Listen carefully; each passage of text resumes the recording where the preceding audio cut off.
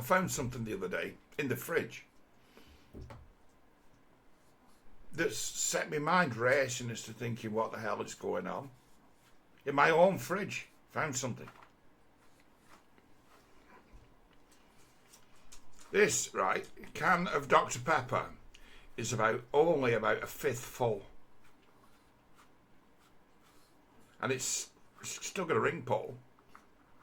And it's got hardly any Dr. Pepper in it. And it's still pressurised. So, I've been pondering this can as to how that's possible. I've never in my life had a sharp measure in a can of something where you pick it up and it's like, something off with this. It's too light. How's that? And I've never had this before in my life. A sharp measured can of pop. I'm like, what must be going wrong? Isn't along the line some product even weighed? You know, is there not some scale built into the floor that makes a calculation? It's like, how is that possible? It's just something that's just arrived. I'm like, is this a sign that there are things in the world going wrong? It's like, well, if you're a Mormon, you could say that, couldn't you? This is one of the beginning of the end. This is a sign. Yeah, I've never come across anything like that. I intend to keep this as to where I'm going to... When some bright minds come along, I'm going to put them in the hand and say, how do you think that's happened?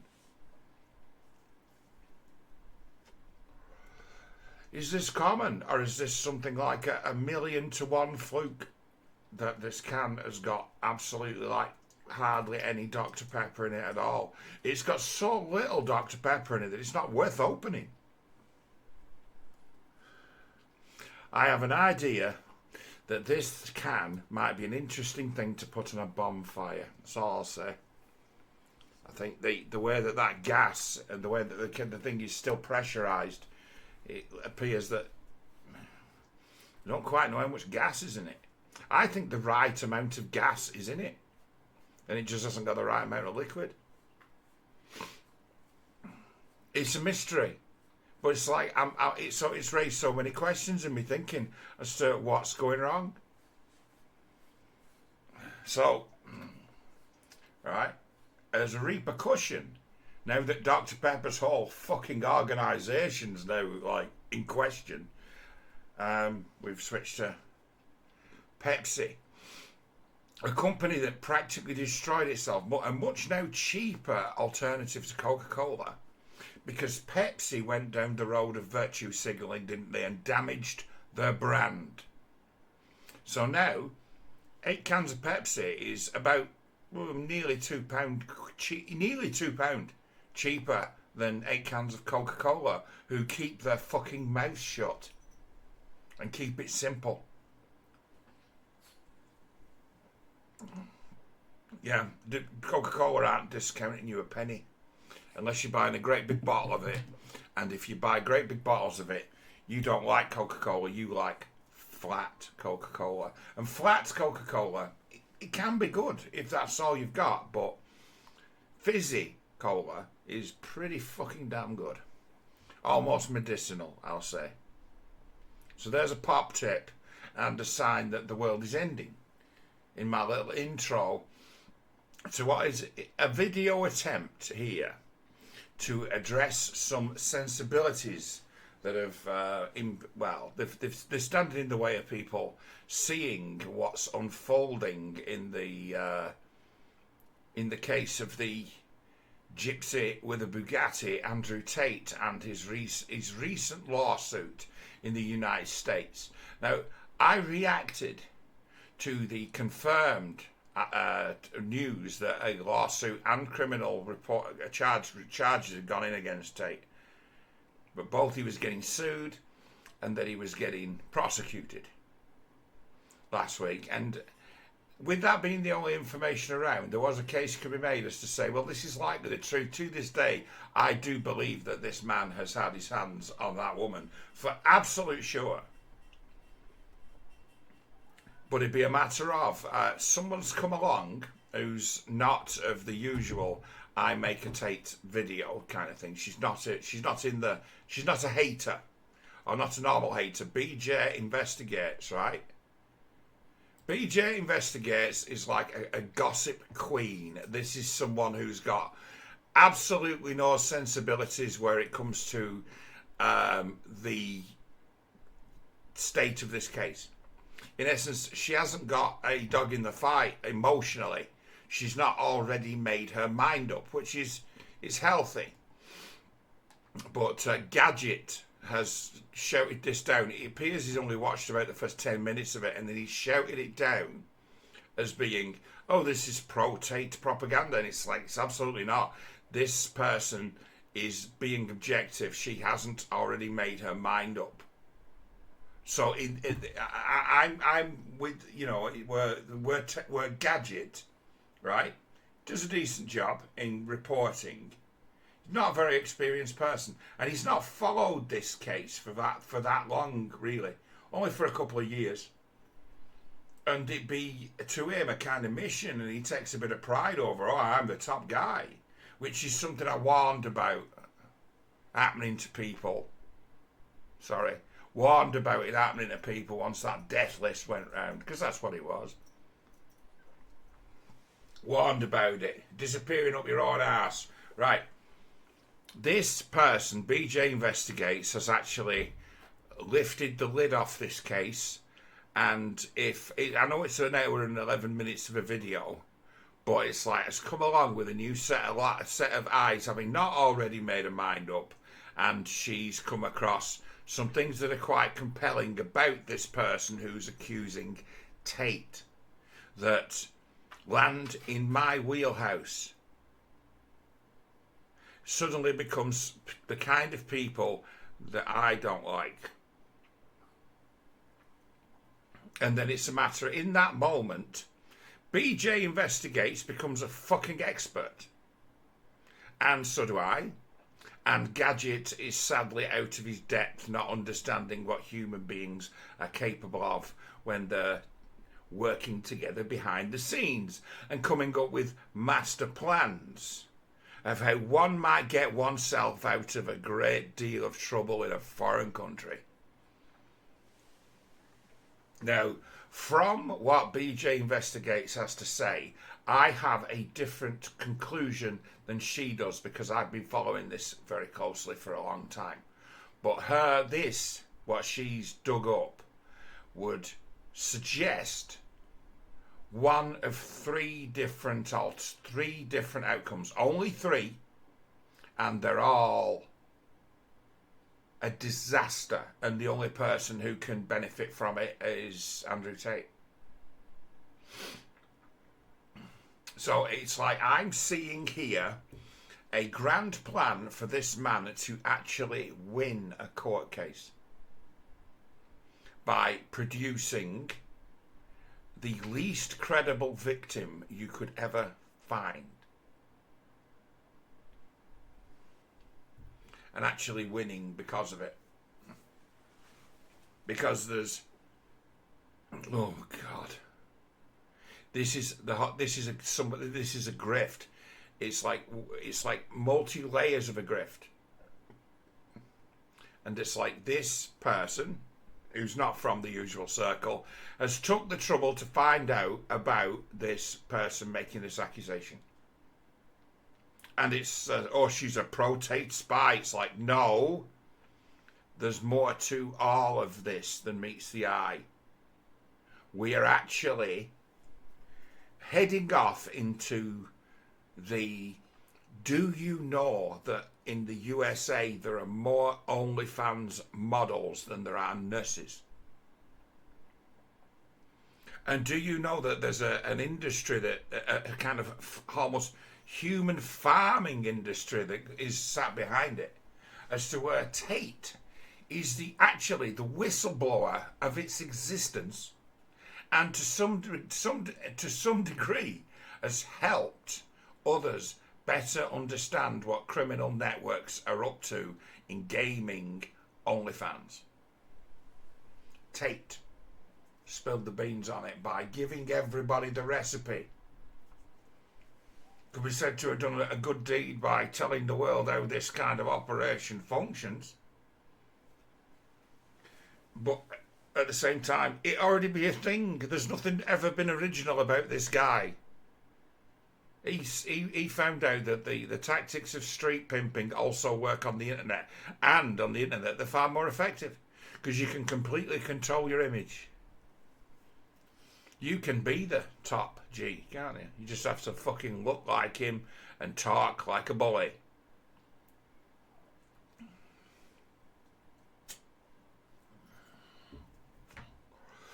So what's this lady found? So Gadget found this offensive because she basically is a little bit sardonic and she lacks the required sympathy and makes lots of tongue-in-cheek remarks, right, about a certain person being a victim in this situation. And knowing what she knows, right, having watched the video at the end, she can make a case as to say the victim in this case deserves no sympathy whatsoever and should be uncovered as a player. Someone quite deliberately manipulating the situation for her own benefit for one reason or another. But then there's also the larger possibility that that is a fight that Tate has picked. You ever see that?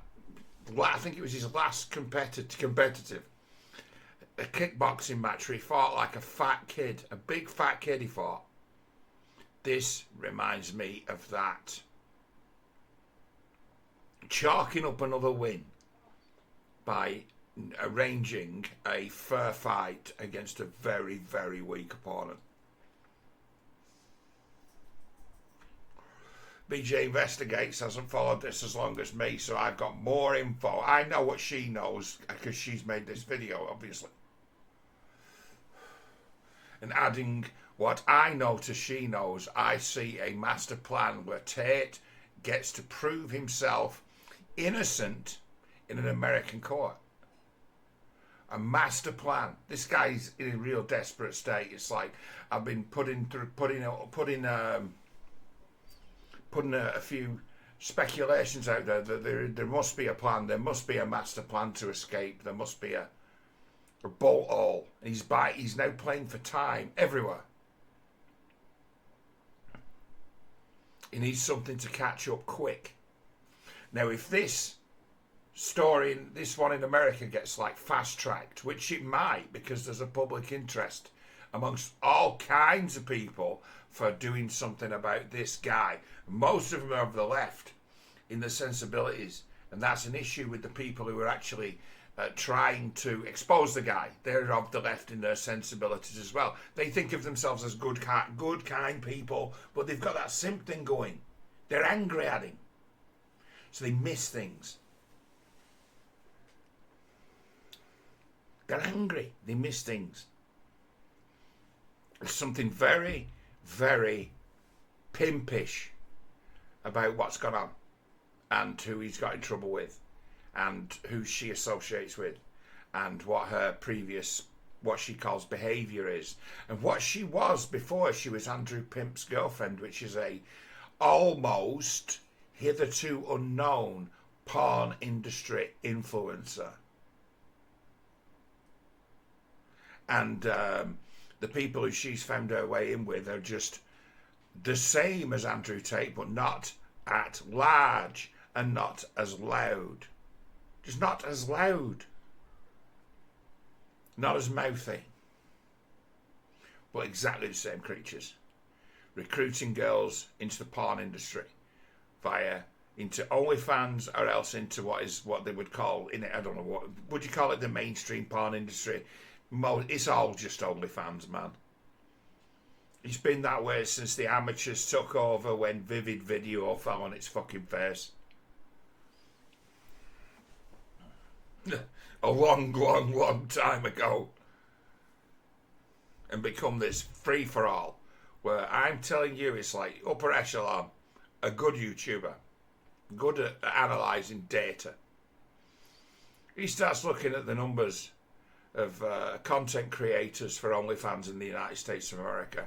And he correlated it was like there's more of them than school teachers and nurses.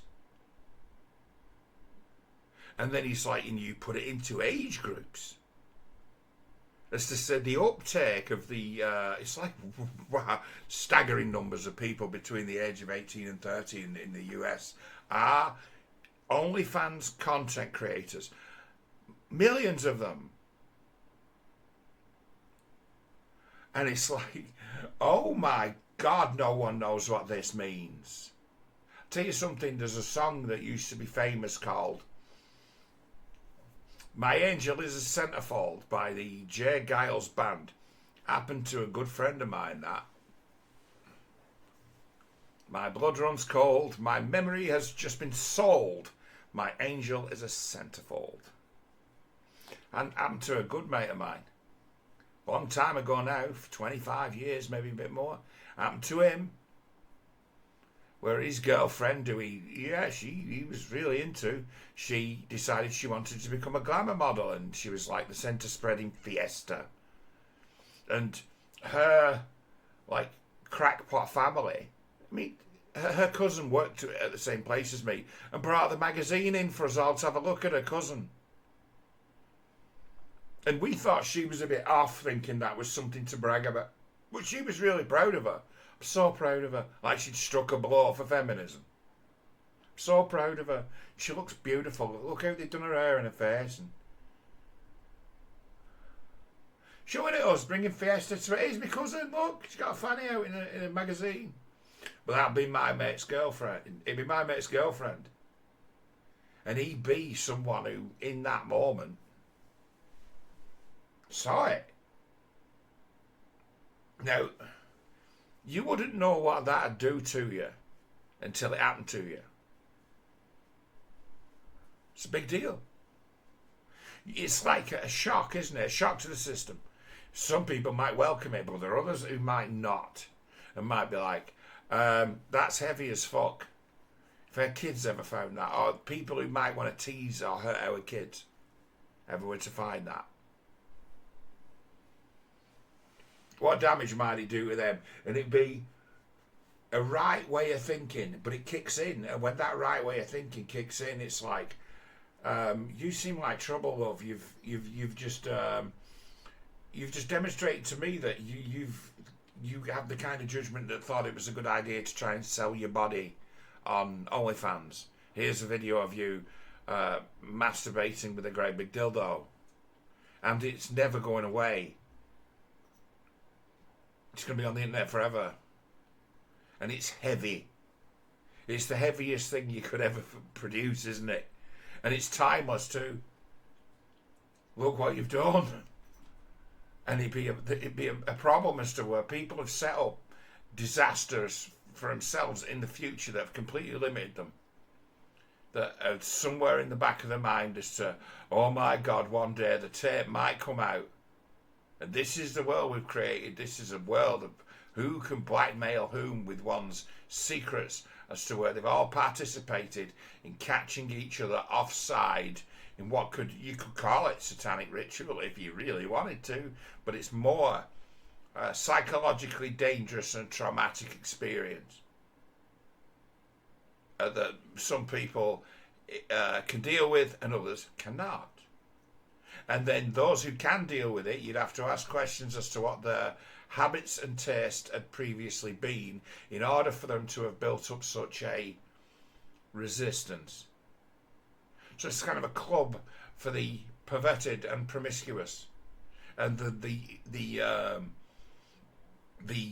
fucking membership of this club is now in the millions and millions. And it'd be what's gone on here gives us an outsider's view into this world. It's a world that I study. I'm like, when this comes to the fore, we're in some real fucking trouble. When these people, understanding the mind games that sells porn, sells whores, it's like when these people emerge, we got a real problem. They're going to be extremely difficult to deal with.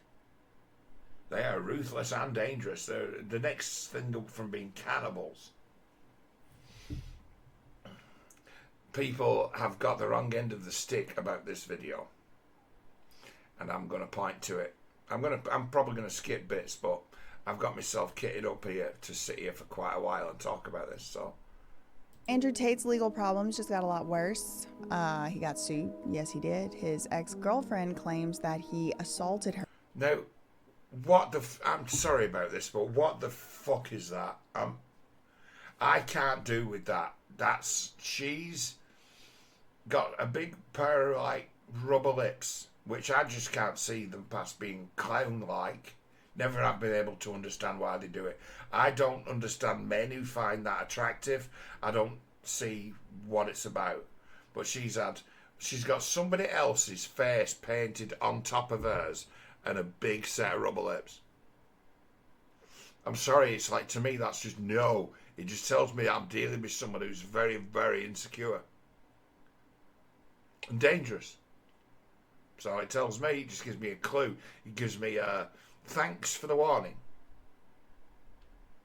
But I don't know, some people see those big rubber lips and think, oh wow, I love those big rubber lips, those great big fake lips. Oh, I like them. I like them so much more than normal lips. There must be people out there. Or do they just get this message from her that she's a fucking crackpot? You could probably fuck her.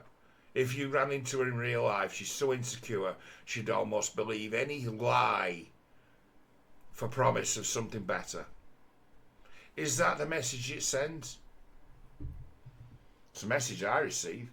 Her at the Beverly Hills Hotel earlier this month, March 11th, 2025, and I have a story to tell you all about it. According to the lawsuit, the assault incident was the worst of a series of gradually escalating violent and abusive acts. But after investigating this case, I can tell you I have a lot more questions than answers. Very, very, very curious indeed. You're probably not going to believe what I found about any of the parties involved. You're going to see. Innocent until proven guilty in a democracy. We have never been convicted of any crime anywhere on the planet ever. Please do not send any hate or honestly comments of any kind to anyone mentioned in this video on behalf of me or yourself. The purpose of this video is to give my commentary and opinion on matters of public concern. Thank you. I think it's probably best if I just recap the lawsuit, because I get into these stories I think everybody knows about it, and turns out people are like, wait, the Lyft driver's family? Right, so what you got with this YouTuber, I'll just give you an idea about content. Her content is like mine, but she can probably get into an hour what I could get into 3 hours, because she's got an editor. Right? But she's giving the stream of consciousness thing. She's got the information, probably had herself a drink, and has decided to analyse it more or less on the fly. This is someone who's actually got a talent here. Not so many people can do this. Mine is to be able to destroy things and judge things on the fly. Hers is more to be able to just brainstorm the whole fucking thing and put a slant on it and have certain instincts. And it's like, yeah, she's quite good. If she was to, if she's a kind of a hippie type, yeah, she's one of the better ones. Some of them are actually really good. It's something basically about how they make the high IQ. It's how you make connections. It's how you make associations. Sometimes it can be a bit busted in a person who's a bit weird. You know what I mean? They come across as a bit odd, but it's a matter of, nah, this person's got an advanced ability to make valid associations and valid objections and ask decent questions. She's very good. It's like on this understanding the ins and outs of this whole fucking case, she'd actually be a useful ally to have, because we don't know what Andrew Tate's networks look like. Nobody knows. We don't know who his friends are. We don't know how far the war room acted as being a kind of meeting place or even union for this huge new wave of pimps that are driving this 2 million girls on OnlyFans situation. We don't know how deep it goes. We don't know how far it's gone. We know that the methods that Tate's taught people how to pimp are just tried and true and just have worked since the dawn of time on all humans.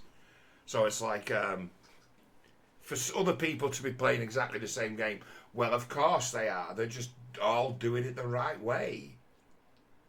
So it's like Andrew Tate is but one pimp. He's the loudest pimp. He's the largest pimp. He's also probably the best teacher of the pimp game that there's ever been on the internet.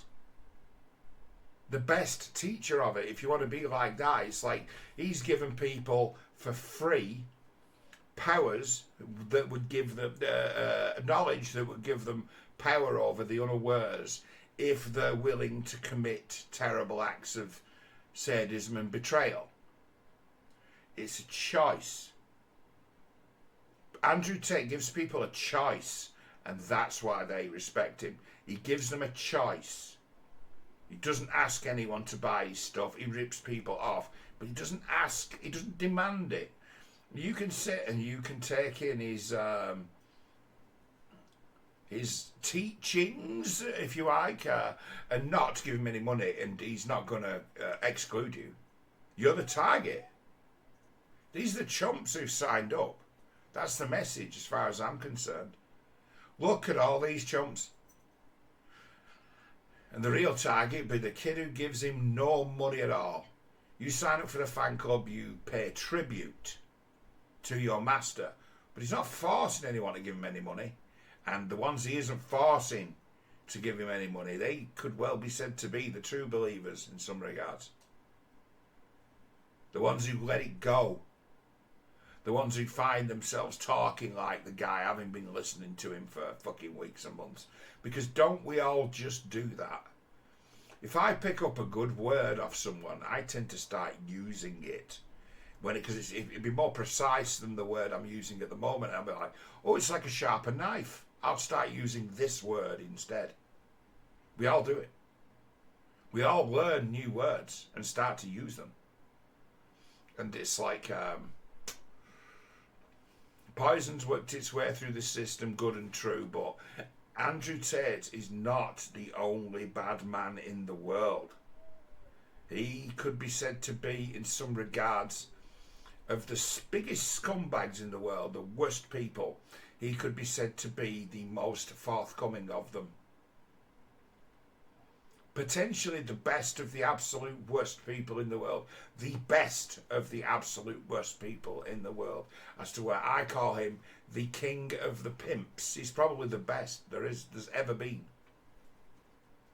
Of a certain persuasion.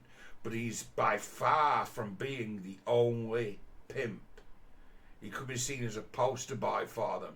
But it's like his ability to betray would create a great deal of enemies in the pimp game. He betrays people of the same feather. This guy, he feasts on his own kind. Where in some regards there is a code of honour between criminal types as to like the magic circle.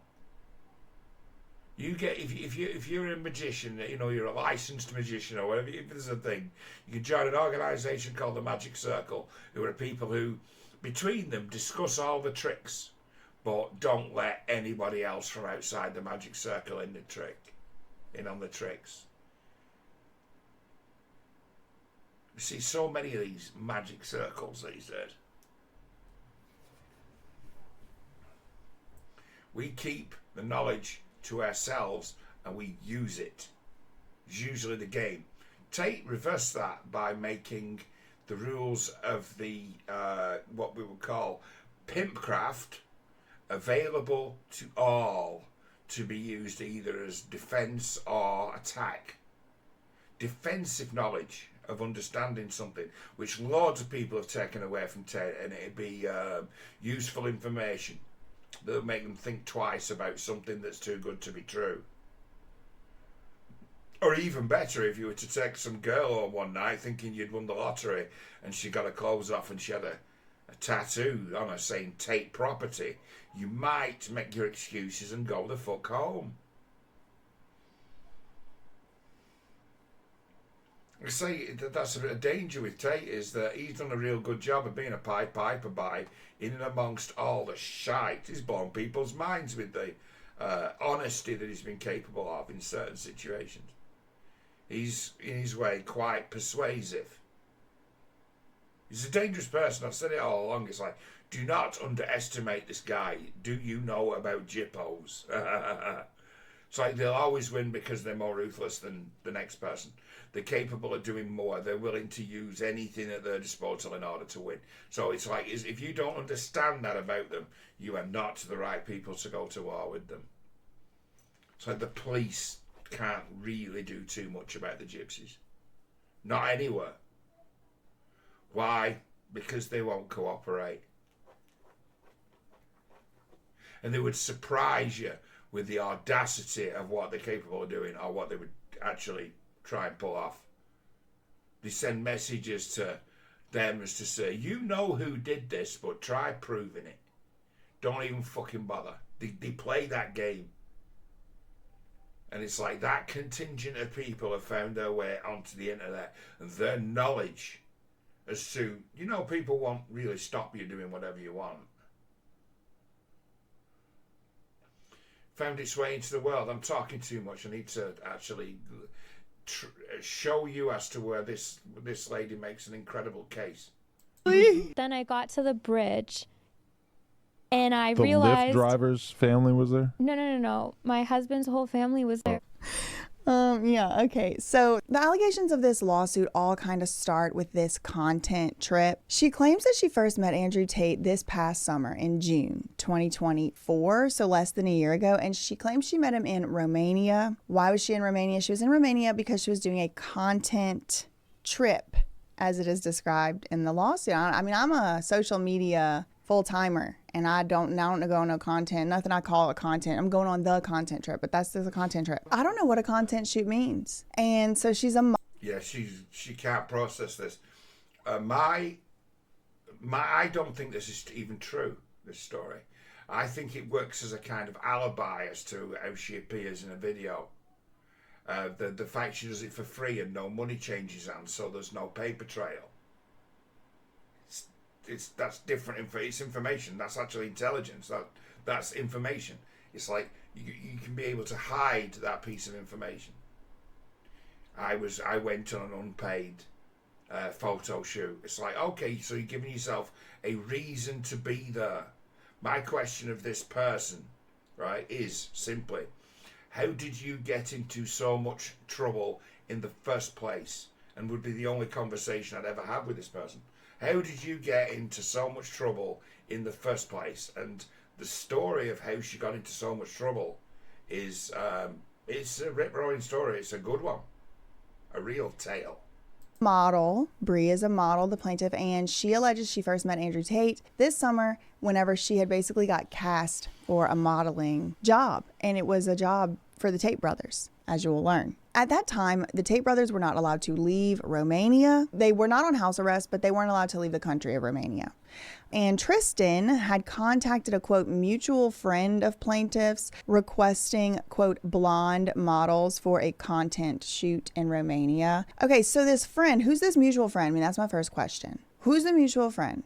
Because it's the same mutual friend later eventually she does get on a plane with and goes to Romania with. So I mean, just keep that, that's an open question. Ting one, who's the mutual friend? So that's how she meets Tristan Tate, who's the brother of Andrew Tate. She meets him through this mutual friend. Okay, so she said she didn't want to do the content shoot. She declined because it was unpaid. But then it just so happened she ended up going, and it's because she was in a lot of trouble. According to the lawsuit and public records, earlier that same month, Bree's, quote, management had launched a so-called meme coin crypto token in her name, and she says it was without her knowledge or consent. Then they orchestrated a rug pull, according to this lawsuit. And Bree, had basically accidentally scammed her fans, pretty much. And so she needed help. And she had somehow acquired a so-called crypto mentor at the time. What is that? I don't know. But this crypto mentor was teaching her all there was to know about crypto. So this crypto mentor, he ends up finding out somehow that Bree got invited to the Tate brothers party. And he's like, oh, you should definitely go do it. And she's like, no, I'm not going. It's not paid. And he's like, no, you should go because you know what? They have one of the biggest crypto coins of all time. And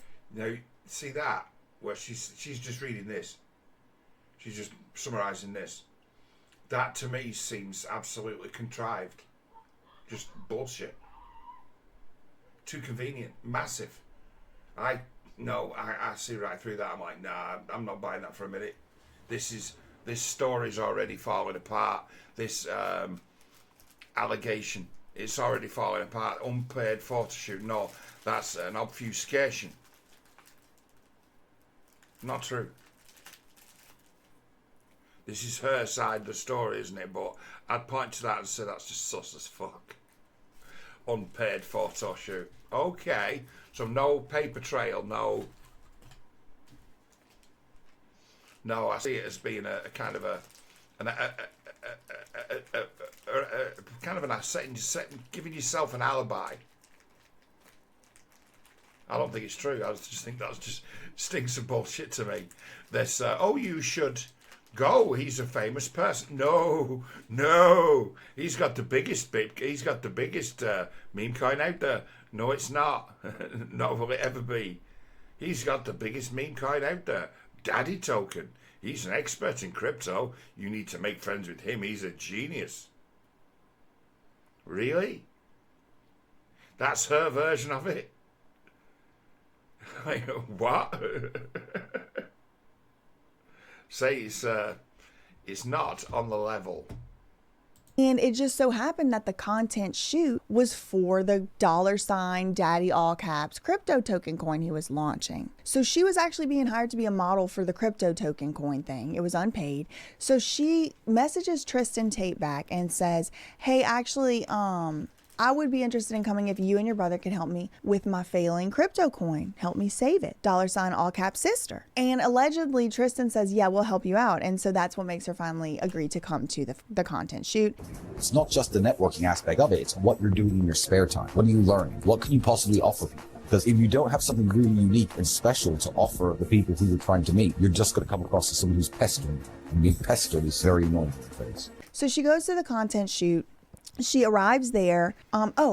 She says she flew to Romania that same day. She agreed to go and flew that same day. So I don't know if maybe there was already tickets. I don't know if she was going back and forth. I don't know. Just think that's all it says right there. So she gets there to Romania for the content trip, and there's like 10 other, quote, models there from LA, Miami, Europe, and Canada. All these models get picked up from the airport and driven to a luxury hotel by like a driver. All the models are in a group chat with Tristan Tate, and they're scheduled to ride together in a Sprinter van to a villa in Transylvania. But it's 3 hours away. So all these girls are about to get, like, it's a field trip. They're going to get from the luxury hotel into the Sprinter van, like the 15 passenger van. They're going to go for 3 hours or so to a villa in Transylvania to do the content shoot. Now, if you're still wondering what the content shoot is, just hold off. There's a video. I think it's supposed to be, but it's like, it does raise some questions. They're all at the hotel. Tristan Tate is apparently doing the coordinating the group chat. And he's like, all right, girls, everybody get ready to go in the van except Bree. Bree, you have a special assignment.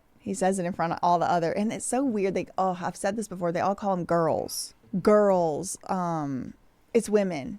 You know what I mean? Like by virtue of like, it's not girls, like I say girl, please, or whatever, but it's just like in this context, there's something weird about it. Anyway, so Bree's special assignment is to ride with Andrew Tate in his car for the 3-hour trip, or almost 3 hours, which she does do. And there are Instagram stories of this on her highlights, and you can see her in the car with Andrew Tate in the end of June 2024 last year. So they do the content shoot, they do a promo video. So this is where you'll see the content shoot video here. Bree is featured prominently here right next to Andrew Tate. But what I find to be very interesting is, remember earlier whenever she had responded to something for an ad about blonde models? She's like the only one or one of 2 blonde models in the whole thing. Like, it's all brunette models. So I'm like, well, maybe it's because they already had all these brunettes and they needed some blondes. That's probably what it was. Yeah, they're in Eastern Europe. It's a thing. Bet you that's what it was. Like, we need some blondes. But it's interesting because she's the one that is with him in the video as like, the girlfriend prop or whatever. Yeah. But then at the end, he walks out of they're like having like a gambling game, and they're betting with his meme token or whatever. I don't know. It's interesting. It's very Romanian, like whatever. It's cute, whatever. I don't care. I'm not mad at the commercial or whatever, but like they all leave out. Like his brother put the money in the bag. They leave out. Bree stays inside. She don't leave. He left her there. And he walks out with all the other girls that he wasn't paying attention to when he got there. Because that happens. Look, roll the clip, roll the tapes. But according to the lawsuit, it was on this content trip that Bree and Andrew had their first intimate encounter of sorts. Once this Transylvania villa photo shoot ended, that's when Andrew Tate arranges for a hotel near his home, you know, because they had to drive far to get into the middle of nowhere, Transylvania, for this. I don't know what they were doing over there at that villa. This apparently this content shoot. But he arranges for Bree to stay in a hotel close to his home for the next day or two that she's going to be in Romania, and then she's going back. So they do stay together. They have relations. Whatever else happens, there's pictures of her in Romania from around this time. There's definitely those videos. So also around this time. Also, this one's uncovered something I speculated about long since, as to the problems that Mr. Tate has with his kinky addictions. She nails it, this lady. She finds the receipts on that from probably the only thing I find that's really, really credible. That's why I believe he's assaulted this girl. It's not. I just think she's a terrible witness. I'm not saying. I'm not throwing this victim out. I think he's actually strangled her and he's knocked her about because that's what he does. And the reasons as to why is that he has to do things like that or he can't come. Ha!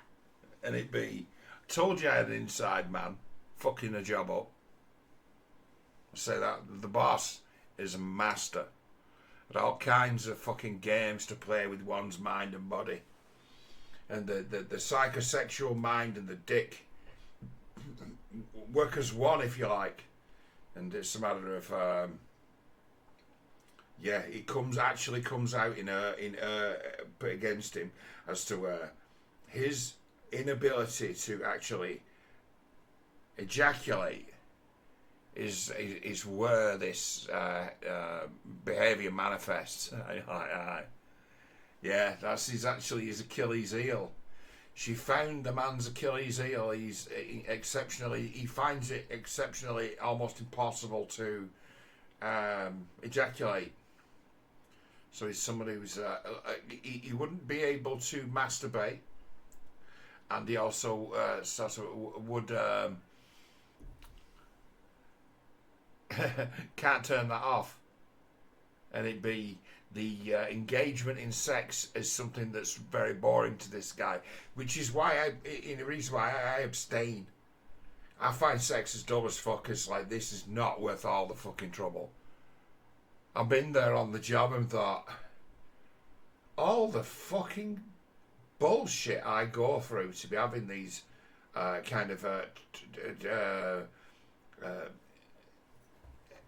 encounters.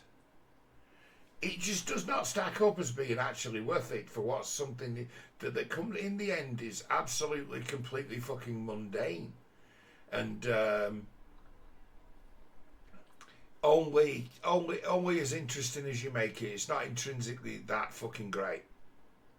It's not. It's something that's been built up in your imagination by your society you live in as being the greatest thing in the world and the be all and end all, but it's not. But when you don't know that, it's got a powerful influence over you. And when people say, well, I had some of that sex and I found it a bit dull, to be honest. It's like, oh, well, you're not doing it right. You're doing it wrong. And then it'd be a matter of experimentation lead to a diminishing result. You probably have a better sex life if you only ever slept with your wife and had never seen any pornography. The whole fucking thing would seem like a real...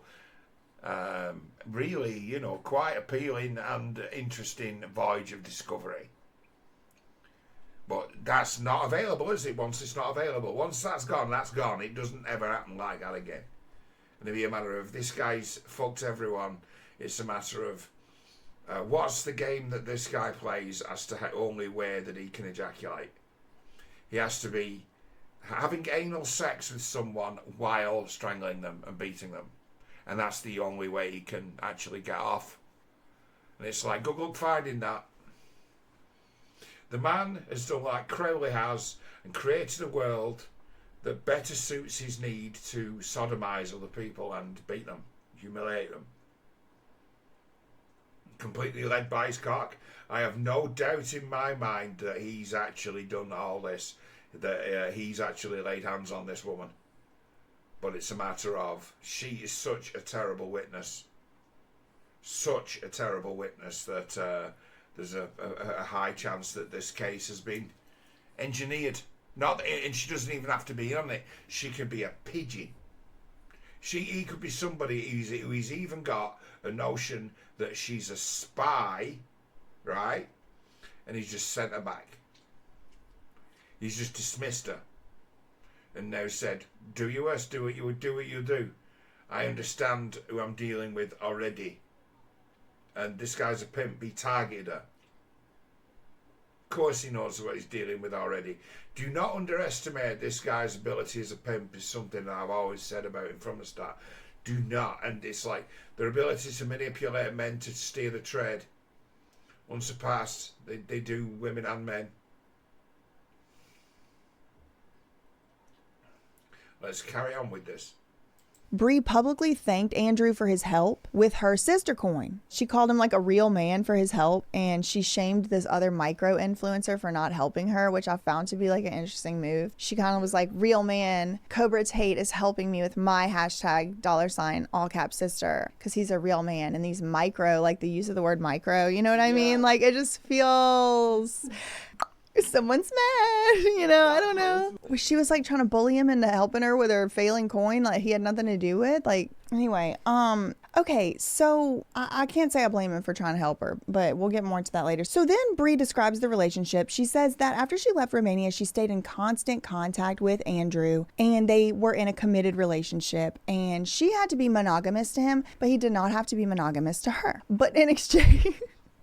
But in exchange, it appears he would finance her lifestyle. And she appeared to have a nice, expensive lifestyle. She just, it seems like she was living in a real nice building, real nice apartment and all that. And then she would fly back and forth to Romania because, again, he couldn't leave. So then they were apparently planning on having a house and a kids together and all kind of stuff and all that. And he ends up coming actually to the States in February. He gets permission, the travel restrictions get lifted on him. Okay, so she said before he came back, he had become mean and controlling. He began to isolate her. He demanded her social media passwords, required her to download and use a thorough GPS tracking app, and forbid her from going to any social events or gatherings with the opposite sex.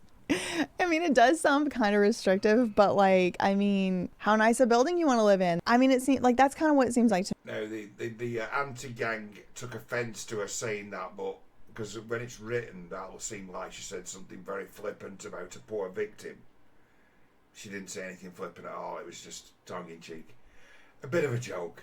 Me. But nevertheless, she did continue to date him, and she says she loves him, and she would fly back and forth, like I said. So a month and a half after the content trip, Andrew Tate goes back on house arrest, so he can't leave his house at all. So now when she's visiting him at the compound, and they're all trapped. And she said she started to notice some red flags during their intimate encounters, where he seemingly could not complete his mission without calling her degrading names.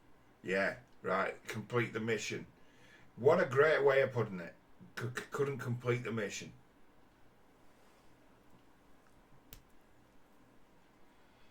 Names and saying hateful things to her. And then eventually she says that these degrading, hateful names and verbal words ended up eventually turning into physical violence. Yep. And so, it escalated into physical violence. But nevertheless, she did stay with him, and she did potentially kill you in the end. Saying potentially kill you in the end. Protect people, cause to death.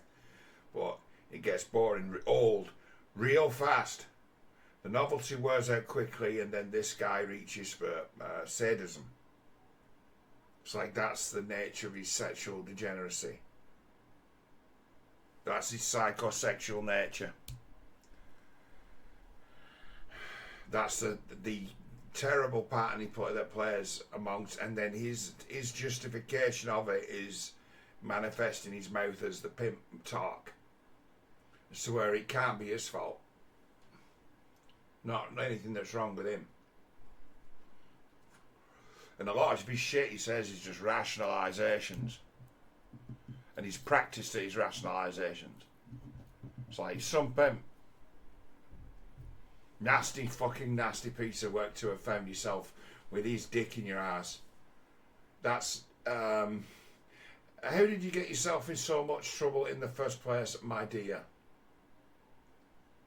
Love him, and she, just thought maybe he had a strange fetish or something, and I guess it seems like she was putting up with it for a while. But she says that all came to a screeching halt whenever the greatest event of all happened, and that was the one at the Beverly Hill Hotel. And she says that basically, a consensual encounter had begun, and he began to become very physically violent or whatever, and she was begging and pleading and crying to stop. He would not stop until he completed his mission. He completes the mission and goes to sleep. That's what she said. And then she goes straight into the bathroom straight away to take some pictures, and we do see these pictures eventually in the lawsuit. They come up. Some of the other stuff that she shows in the lawsuit are text messages that do purport to show Andrew Tate saying, "You need to be hit. Why wouldn't I be able to hit you? You are my property. I really love hitting you. It's relaxing. It's good for me." She also says that at one point she was required to make a video denouncing herself as a victim because the Romanian authorities would put her on the list of victims. So she had to specifically make a video, and he would instruct her to say nice things about him, and she said she would say it. So it's like, all right, well, she went along with all of that. Like, knowing that somebody was trying to keep her from being a victim, she's like, all right, I'll make a video lying. The way she described it is, before she could visit him on house arrest, certain things had to be made sure of, like, for example, that she's not a victim of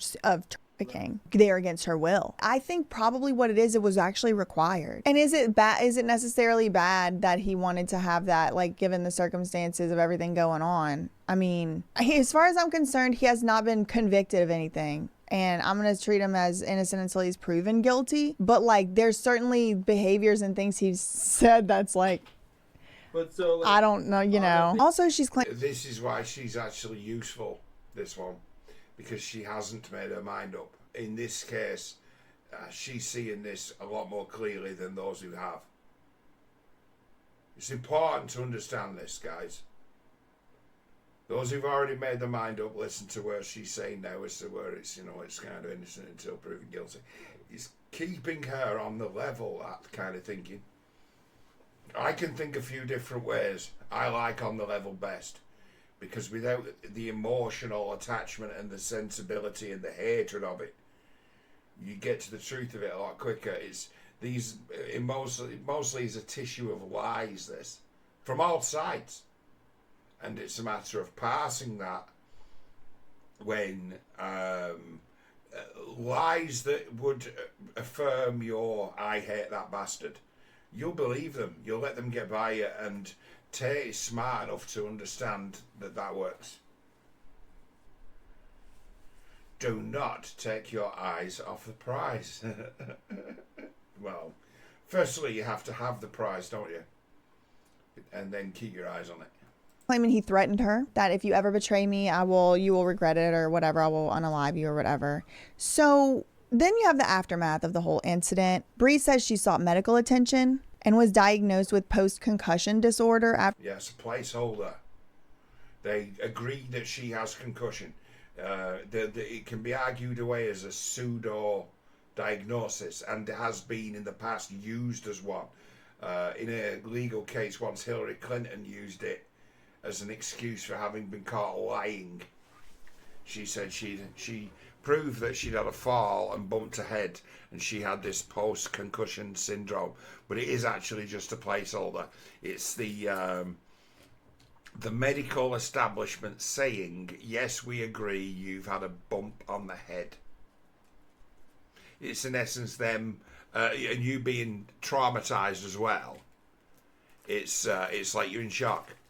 You're in shock, and so that they're identifying that, yes, there's a traumatic event happened, is what they say, what they'll call post-concussion syndrome. They'll do a few blood tests and check for a few stress enzymes the body's released as well in modern era.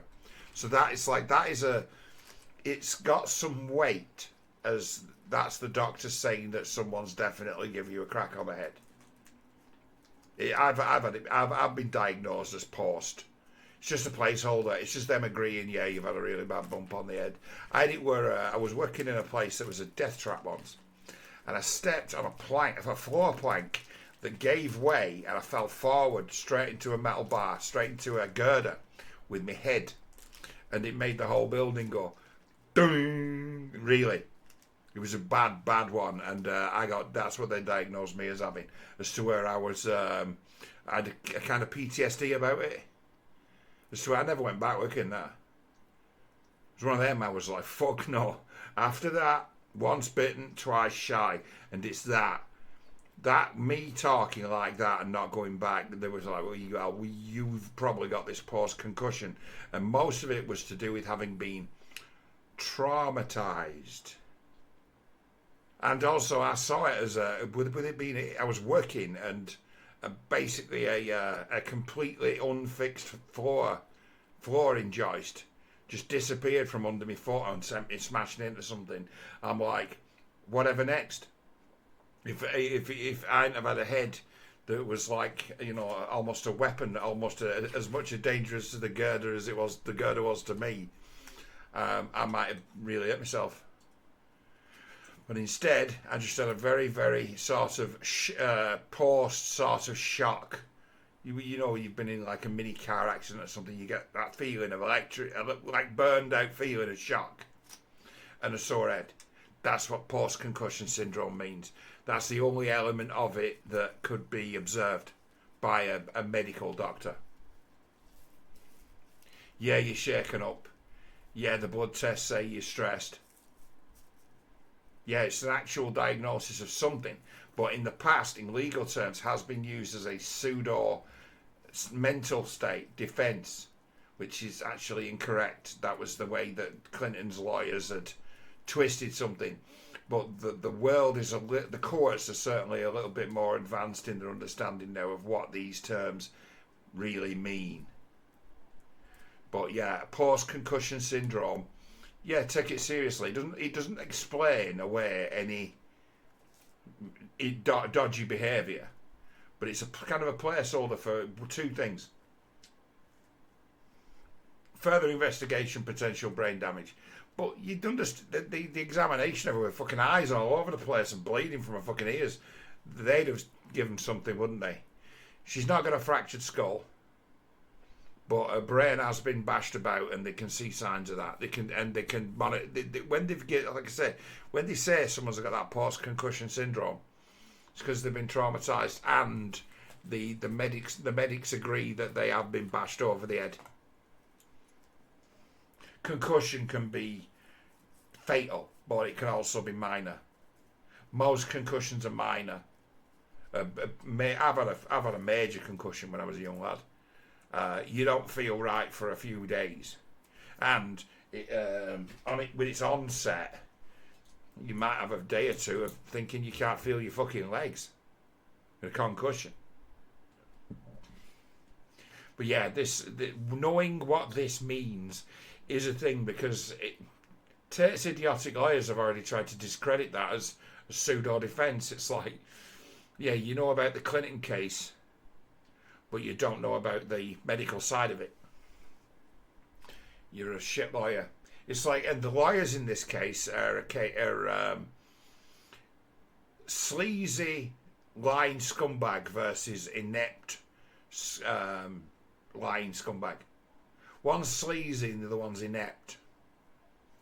The lawyer that she's taken on to fight the case is a scumbag, but he's smarter than the one that Tate's got working for him, who's also a scumbag. Live by one of my mottos. I have a few. Never pick a side in a cunt fight. Ever. Never pick a side in a cunt fight. And what we have here is a cunt fight. From here, you decide you're not on anyone's side. Once you acknowledge that this is a cunt fight, you need to just now watch the cunt fight and learn about the way that these cunts fight.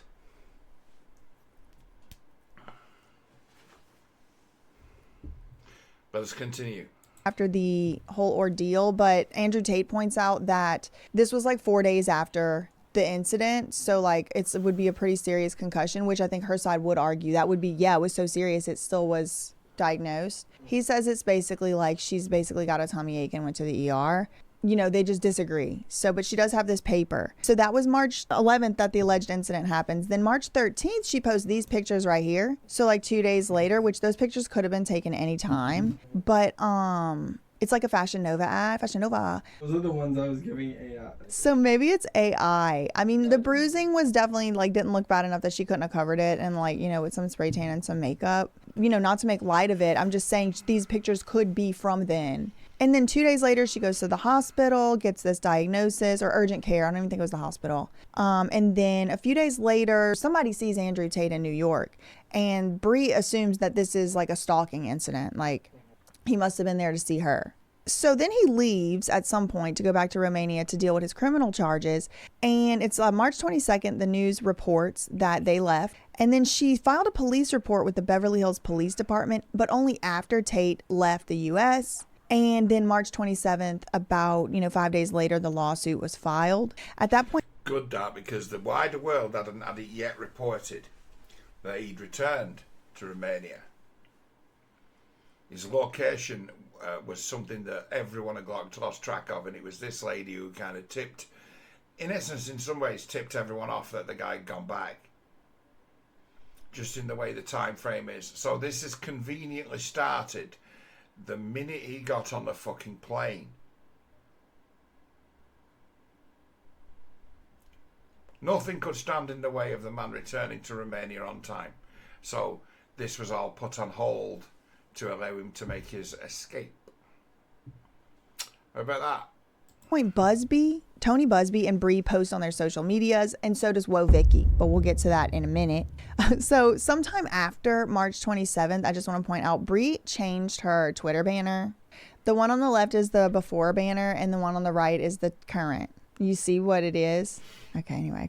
So then there's public statements that have been involved, with this thing. So I want to get a little bit into people's sides. The parties involved all have made public statements on the issue, including the lawyers. And Tony Busby, if he has a chance to get in the ring, he's coming out. It's going to be a triple post. It's going to be in the media. It's going to be on the Insta, and it's going to be on Twitter. He's doing them all. So the same day the lawsuit was filed, but this is before the public actually could even see the documents. Like, I was refreshing the page all day. I paid dollars after dollars to keep running the name search, and finally it showed up. But before it actually hit the docket for the public to view, there were news reports that a lawsuit had been filed and that Tony Busby was the lawyer. So the way I found out about it was Busby's Instagram. And he announced the lawsuit on Instagram. He said he was so proud of Bree for her courage and her bravery, and he was proud to represent her. And then there's this picture of Andrew Tate kissing Bree. It is. Look, I mean... No, I'm looking at it. That's all I was like... Remedied the house, bust down. So many people recognize Busby because of his recent representation of the many Diddy accusers, including the Jane Doe who had sued Jay-Z alongside Diddy. That was her lawyer, Busby. Well, that case has been dropped by the Jane Doe. There's a lot of drama. There's a lot of circus going on over there. But it was after she faced intense public scrutiny because the aspects of her story did not appear to line up. There were no witnesses, etc., etc. She goes off on one here talking about this side thing about who this guy Busby is, and that his recent activity in the legal circles has proved him as being a bit of a shakedownized, as to where he's had a lot of publicity with a lot of tales, but the tales that have ended up being told have ended up where, in some regards, the main witness has taken a bit of a dive. The story's not added up. They've been proven to be not very good witnesses. They might be telling the truth, but they've proven themselves to be shit witnesses because they're all over the fucking place, because they're all crackpots who've been fucked around.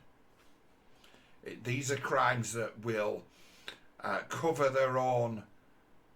They will cover their own tracks because of the people who make the accusations being completely untrustworthy people. It's a fact of the matter. It might sound like an old doctrine, but it's just the way that the world has to treat this, because there are people in the world who lie. There's people in the world who are traumatized and lie. There are people in the world who one person does too, and they blame it on someone else because it better suits their needs too. Those people exist, and This new world that we've created has actually created a playground for them. For the promiscuous, for the ruthless, for the devious. There's a home for all of them if you look the part and fit the bill to get in this club around these characters who would see you because they're like cannibals. They want to make someone dependent and then betray them and then use them up and then discard them and say, don't believe her, she's a drug-addled whore. And the world keeps spinning. This is the oldest game in the world. These are the most difficult crimes in the world to prosecute with our court system that are designed to keep innocent people out of jail. And there's a reason why this game is so well played as to those who've operated as pimps have more or less always been able to stay out of prison until they go a bit too far and kill some girl. And then they go to prison. Up until then, in some circles be seen as pillars of the fucking community. And only a couple hundred years ago be actually in a legal trade that had existed for thousands of years.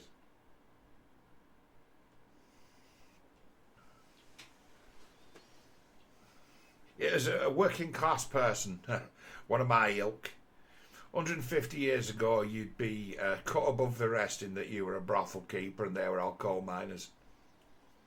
There'd be a class divide between you, between the business owner who's doing a public service and the fucking miner who's underground for 12 hours a day. But she was first picked apart on NBC by Chloe Mayloss, who not only... Yeah, right. She paints a picture as to where there's a gang, right, of these are vipers, these are shysters. There's a gang of shysters trying to kind of make their bones on putting Tate down, and they've been knocked up by the story of this young lady. Now let's just pass on because she does cover as to where this legal thing. Let's move on to where it returns to Tate idiocy.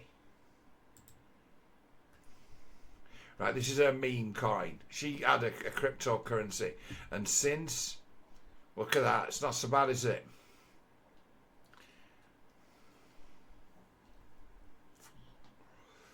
A meme coin has had a bit of a bump since people have started to buy it on that Solana bullshit to support her in her noble war against the terrible Tate. It's like someone's come along here to hijack your fucking movement and steal all your laurels, boys and girls. Did say $ sister. It was like, it did, I gotta be honest, it did kind of make me feel a little bit like some type of way whenever I came across her $ sister mentioned in the "My name is Bree Stern, I am a resident of California and I have been abused by Andrew," whatever.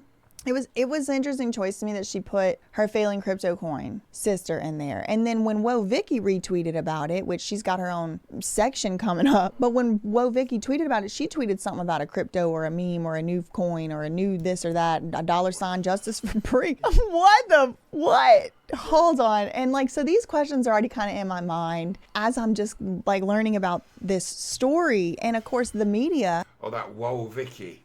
I've only just learned about her in that video. She's somebody who this BJ Investigates person has taken a special interest in, as to where she appears to be a bit of a madam.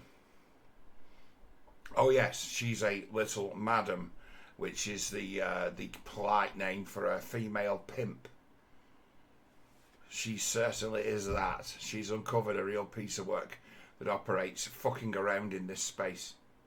Hates Andrew Tate. Before I knew anything about Andrew Tate, I knew I better not like him. like I've seen some behaviors that I just don't like. I gotta be honest, but it's like, I don't know if he's, if that's the same, him doing behaviors I don't like is exactly the same thing as him doing exactly what he's being accused of here. So I'm trying to figure it out. And Sister's going up. It's going to the moon, Sister, to the moon. It's apparently within like a day. Public reports were revealing that her previously failing coin, her token, had swelled by over 290% in the past 24 hours, reaching a market cap of $370,000, had 550 holders. Now, since we're in crypto land, that brings us to the Daddy coin, $ all caps Daddy. Remember, the content shoot only happened in the first place, requiring models to do a photo shoot at all, because Andrew Tate was having a photo shoot, and it was for the launch of his meme coin, Daddy. So what even is that? Why do these meme and crypto coins keep coming up? Like, what does this have to do with all of this? What in this Hawk Tua just had a meme coin scheme scandal that the SEC is now not going to prosecute? Are they looking into So good I am. Right, meme coins. What's the thing with meme coins? Right, the best way of explaining it is this, right? A lot of people who never had money in their fucking lives, right, ended up with money in their pockets with Bitcoin. And that created a class of whales on the internet who were exceptionally easy to take money from. They've got so much of it, they've never known what to do with it. And they know these people exist. They know that all these Bitcoins are out in circulation, and they know how much they've got, and they know how much their friends have got. And it's become a game of trying to accumulate as much of that as possible. And that appears to be the easiest money in the world to scam. A foolish person that's money is locked up online, where they risk questions being asked of them. If they were to ever transfer that money into their bank account, they'd be getting questions from the IRS about capital gains tax and the like. So these people who keep those pots of money online find ways of spending it online. And Andrew Tate and his ilk have become the only brothel keepers in a boomtown. So what's happened? This porn industry that's emerged with the OnlyFans and the like it's actually targeting people who've got crypto and all these meme coins. Gambling, it's just a way of gambling crypto. It's if you understand it as a fun way of gambling your ill-gotten gains in ways you can make more ill-gotten gains. If you understand it as that, you can be very successful in spotting how stupid people are and jumping on these bandwagons real early. And inside information is all you need us to snipe. They can snipe it. They can get in early and start to buy it and then get rid of it immediately. So that's what happens. It's like, whose gang are you in? Are you a mug? Or I want to be on the next big thing. I was right about Bitcoin, and it's people thinking because they've made a lot of money out of Bitcoin, people thinking that makes them its financial genius is a major problem. A major problem in that people think the financial genius is because they've made money on Bitcoin when it was just an open Ponzi scheme that was being sold big by people who got out of the Ponzi scheme years ago. Made big by guys like Stefan Molyneux, you don't see on YouTube anymore. And I've heard it said about him, he got out of Bitcoin years and years ago. Took his millions and walked away. And they started the fire, they shilled it. The guys on the internet who used to shill gold as an investment, they just changed the script to Bitcoin. Changed the script to Bitcoin.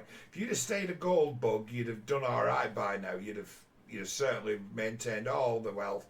If you'd have been trading Forex and hedging gold, you'd have made a lot of money. You'd have made a lot of money. You'd have been showing us making a lot of money. But if you got yourself in a Bitcoin, oh God, you've made an astronomical amount of money. Over the same period as to where you'd have doubled your money in gold, you'd have made 40 and 50 times the money in Bitcoin. So the world is full of people who are holding Bitcoin and don't want to actually take it down off the internet, and they're the ones that they're targeting to take more money from by getting them all involved in this new gambling casino of the meme coin. So I put it to people, this like Hawk Tour bullshit. This is not for you. This is a scam that's targeted at easy money. We're just people who are receiving a signal and not really understanding what these guys are after with these strange meme coins, rug pulls. They're basically trying to track down dumb crypto, dumb Bitcoin is what they're after. So like to people outside, it doesn't make sense as to you'd spend your hard grafted or grifted money on this, because it's not hard grifted or hard grafted money. It's ill-gotten gains, easy money. Gary V. I'm just curious. How fun he wanted to do a meme coin token drop launch. What is that? Y'all can't just like sign an autograph, a sticker, and there's only 50 and everybody got one or something? Like you got to do all this meme coin drop, pull, bang, boink. I mean, like seriously. It seems like I don't know enough about it to speak, from an educated perspective. But anyway, so in the marketing leading up to this launch, Andrew Tate predictably used some inflammatory and controversial advertising, including this shocking video, which I probably cannot show all of, certainly cannot. But suffice it to say, it involved whipping a lady with a belt, and it was a viral one, and the lady might be making a reappearance, and he's got the belt, and they're doing a reunion. For the launch of the meme token coin, it wasn't like, oh, he had a scandal going on. No, it was... that video, if you missed that is sick as fuck. It's just a direct fuck you to every detractor in the world. Just a deep fuck you.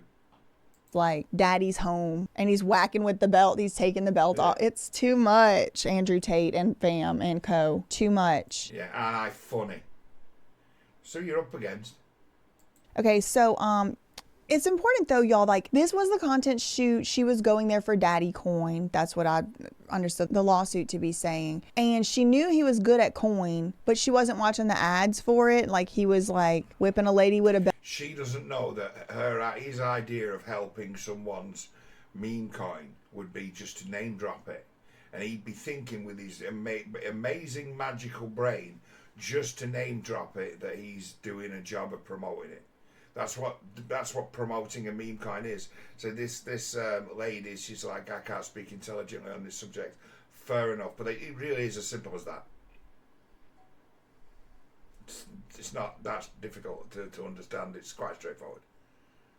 Belt and throwing her all over the room in the advertisement, but she says no. Her and Busby have come out both and said, stop saying she should have known. He lied. He was nice to her. But even in her own lawsuit, she says he was mean and controlling and forced her to download an app and forced her to not go to parties with the opposite sex. And it's like, girl, when I look at the parties they throw in, like her ex-boyfriend, which we'll get to, they seem to have different words for model and party than what you might not think the word party could apply to something like this. But then it's like, well, I guess. It's a party. It's a social event, technically. But people are literally, woo, I can't even say it. Anyway, so that ad aired before she went. Then there's this other daddy ad from August, a few weeks before the shoot, has 100 views. Andrew's like, beautiful women don't even know how much things cost anymore. You can be in Mykonos and go to a $10,000 dinner and they don't even know if it costs $10,000 or $200 because they don't even know. And they don't know how the man who made the money and how he's paying for it, and they don't care.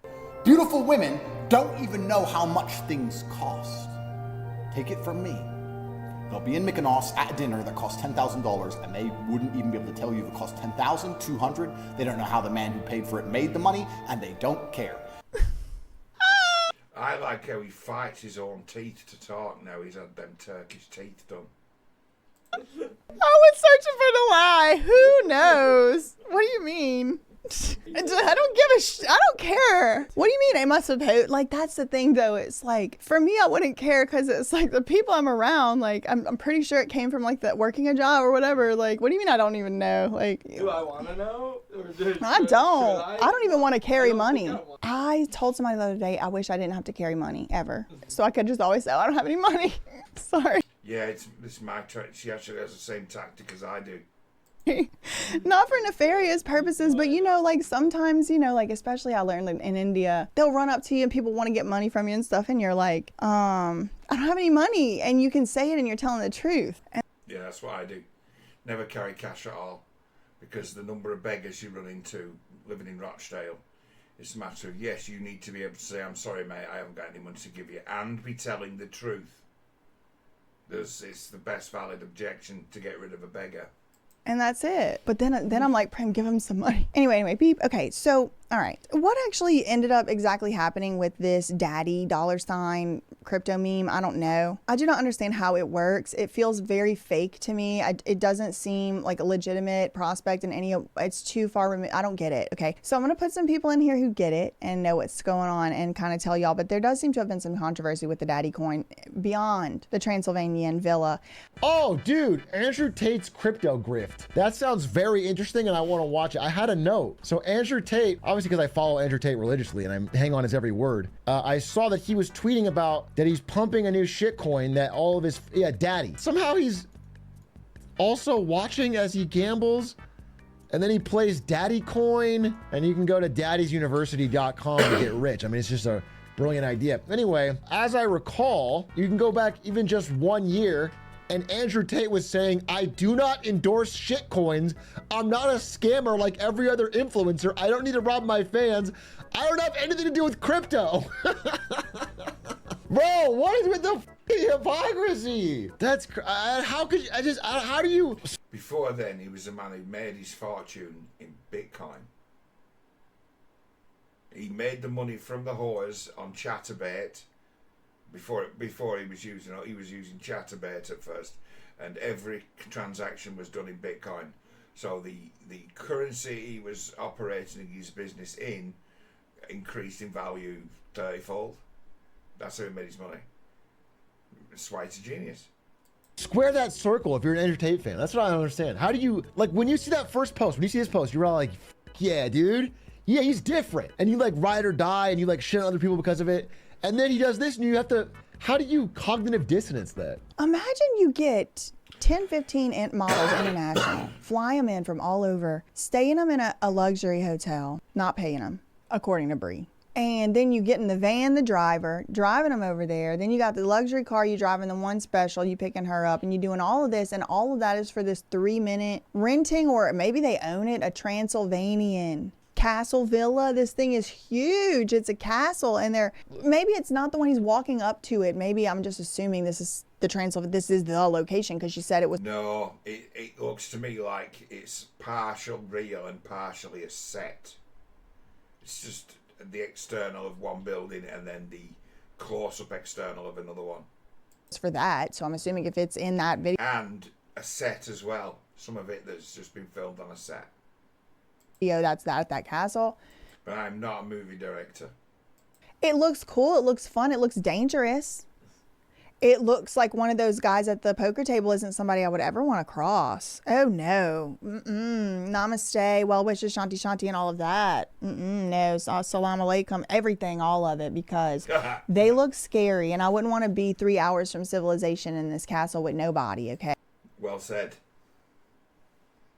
It's weird that I give this to a mate of mine to watch, and she said, this woman's just absolutely stupid. It's like, no, she isn't. She's scattergun, but her reasoning on this is real good. She doesn't know enough, but what she knows suggests something. But because she hasn't made her mind up, because she's able to process it like in the moment, she's getting this. She's really getting it, and where she takes the story is like, oh God. So here we go. Let's continue. This is where it gets real interesting. And I'm not going to break in anymore because otherwise I'll be making this video all night. And I, really do actually fancy a bit of a game of Fallout. Thought of a few stupid things to try. Hey. No. Transylvania, where they got vampires that drinks blood. Y'all are wild going out there for no money. Woo, girl. What's really going on with the crypto? This is why I can't get involved. It seems sketchy, kind of. Like he's putting the crypto in the bag. Like, girl, I don't know. Okay, anyway, so beautiful women don't know how much stuff costs. Kind of true, kind of passes checks. He's talking about you will make money. Okay, so fine, whatever. Daddy coin, daddy token, allegations, who knows? I don't know. But that brings me to looking at this girl, Bree Stern. Who is she? Why is she so special as to get hand selected by the likes of Andrew Tate to be a special Ferrari girlfriend that day or whatever? You know, I mean, I don't know. So I'm looking into her. In the lawsuit, Tony Busby describes Brianna as a young woman building an already successful modeling career. And her career was unfortunately what also made her a target of Andrew Tate. Now, that's what they allege. But as it turns out, Andrew Tate isn't the only tumultuous public relationship resulting in serious legal allegations that Bree has had. It's actually not even the first one this year. So earlier this year, January 2025, while she was still dating Andrew Tate earlier this year, like 2-3 months ago, Bree filed to get a restraining order in Los Angeles against her ex-boyfriend, Ryan. So in the filings, she accuses Ryan of harassing her and sending his social media followers to harass her also. So he's like some type of social media guy. She includes Andrew Tate in the temporary restraining order request as a protected person. Look at that fucking handwriting. I'm just saying, what does that say? I ain't no handwriting expert, but in a way, I think everyone is. What the hell is that?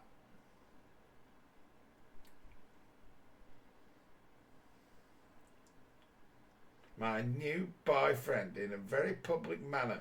And my new boyfriend is a very, very famous individual. And those public videos meant to humiliate him are full of lies. This is harming his online presence as well as mine. He's sending Andrew a bunch of emails from spam emails harassing him every day since Ryan started posting about him. These emails all mention me and Ryan and include pictures of Ryan and I together. Ryan, we know it's you. Just stop. Ryan making untrue illicit... I don't know what the fuck that says. Comments, sexual comments about him is horrible and needs to stop. Andrew Tate, my new boyfriend. Hello. Hello, boys and girls. Just saying. And she's like, my ex-boyfriend is messing with my new boyfriend and they're very, very high profile and I need a restraining order because of social media posts. So shortly after she filed for the temporary restraining order, she hired a lawyer. And then shortly after that, the lawyer then filed to dismiss the temporary restraining order. So her own lawyer. So she hires a lawyer, the lawyer comes on, and then the lawyer makes a filing and says, dismiss the case that my client filed. Yeah, I just read it out to you. Have you seen it? Fucking lawyer were trying to protect her from being laughed out of court for that. Like, who wrote this? A 5-year-old? That's like the reading and writing age of somebody between 7 and 9. See, we're dealing with here. But hey, it's like gypsies. It doesn't mean she's not intelligent, totally ruthless. It means that she's got no command over the language, because when other people were at school, she was sucking someone's dick. Sorry to say it that way, but hey. So the hearing date rolls around anyway, and nobody ends up showing up and the case is dismissed. And they do this, they keep the hearing date on calendar until the parties can come and they can make an order. Because, you know, things change. Things get tumultuous. They get, you know, whatever.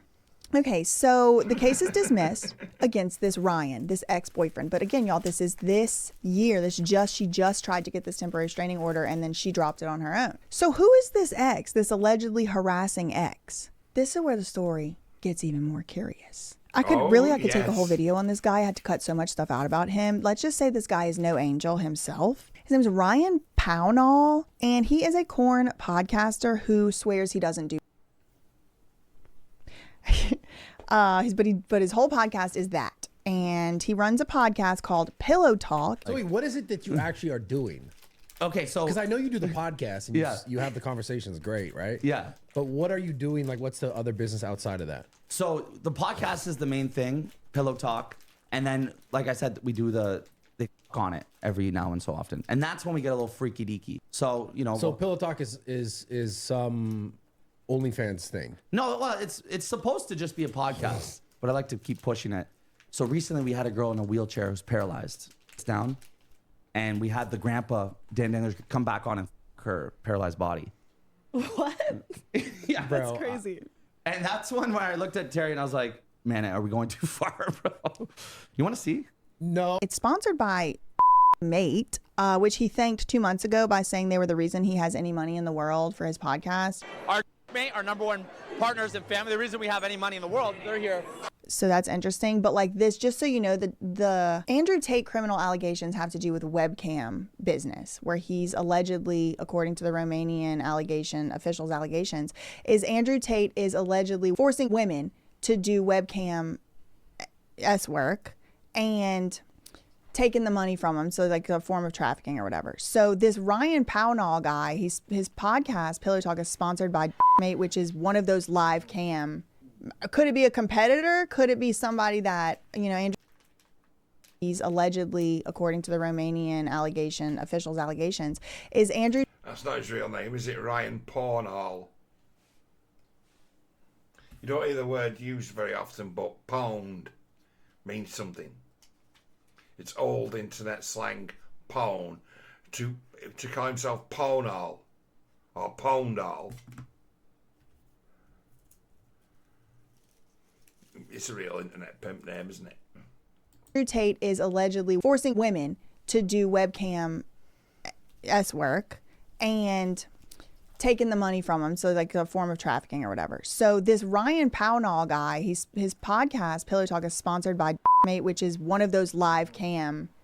Could it be a competitor? Could it be somebody that, you know, Andrew Tate has worked with or not? I mean, how many live cam players are there in the game? Maybe a lot. Maybe that's the deeper story here. But it's just interesting to me how like this is Bree's ex-boyfriend and he's sponsored by a live chat cam thing, and the live chat cam thing is what Andrew Tate is being accused of for doing. And you know, allegations are allegations, but if he really did do any of that stuff they're alleging, I mean, it's kind of bad, but we have to see. It seems like whenever Bree was dating this guy, she really did like him, and it does seem like she was affectionate toward him and really appreciated him as like a boyfriend. I think she like really did see him as that. And importantly as well, Bree was not doing OF when she started dating this guy. And even once she started doing OF, she wasn't doing full nudity. She was not even showing stuff. So it was like, she's really not a porn actress from what I could tell. She really is just a model. And, you know, she goes on these trips and does modeling on what's going on over there in the Transylvanian villa. But it seemed like really, it was when she started dating this Ryan guy is when she started really kind of getting nudged in that direction. And maybe she chose to go in that direction for sure. Like, whatever, just She'd been Jedi training. Bedroom Jedi training is what she'd been doing. Just saying. does seem to have coincidentally incited at the same time. There's actually an episode of them together on the podcast Pillow Talk about 2 years ago, and you can tell she's really not that into the corn stuff at all. There are very many very super uncomfortable, cringy moments because they're like interviewing this adult film star, and this one is like been in the business a very long time. It truly made me feel like kind of sick, like even watching the interview. And like the guy, like I don't even think I can put it in here, but Ryan like turns to Bree, who they're dating at the time, and he's like, "Have you ever done?" and then insert very extreme and explicit sexual act, and she's like, "Ew." No, what? I wouldn't even know how that would even. No. Baby, have you ever done trip? Babe.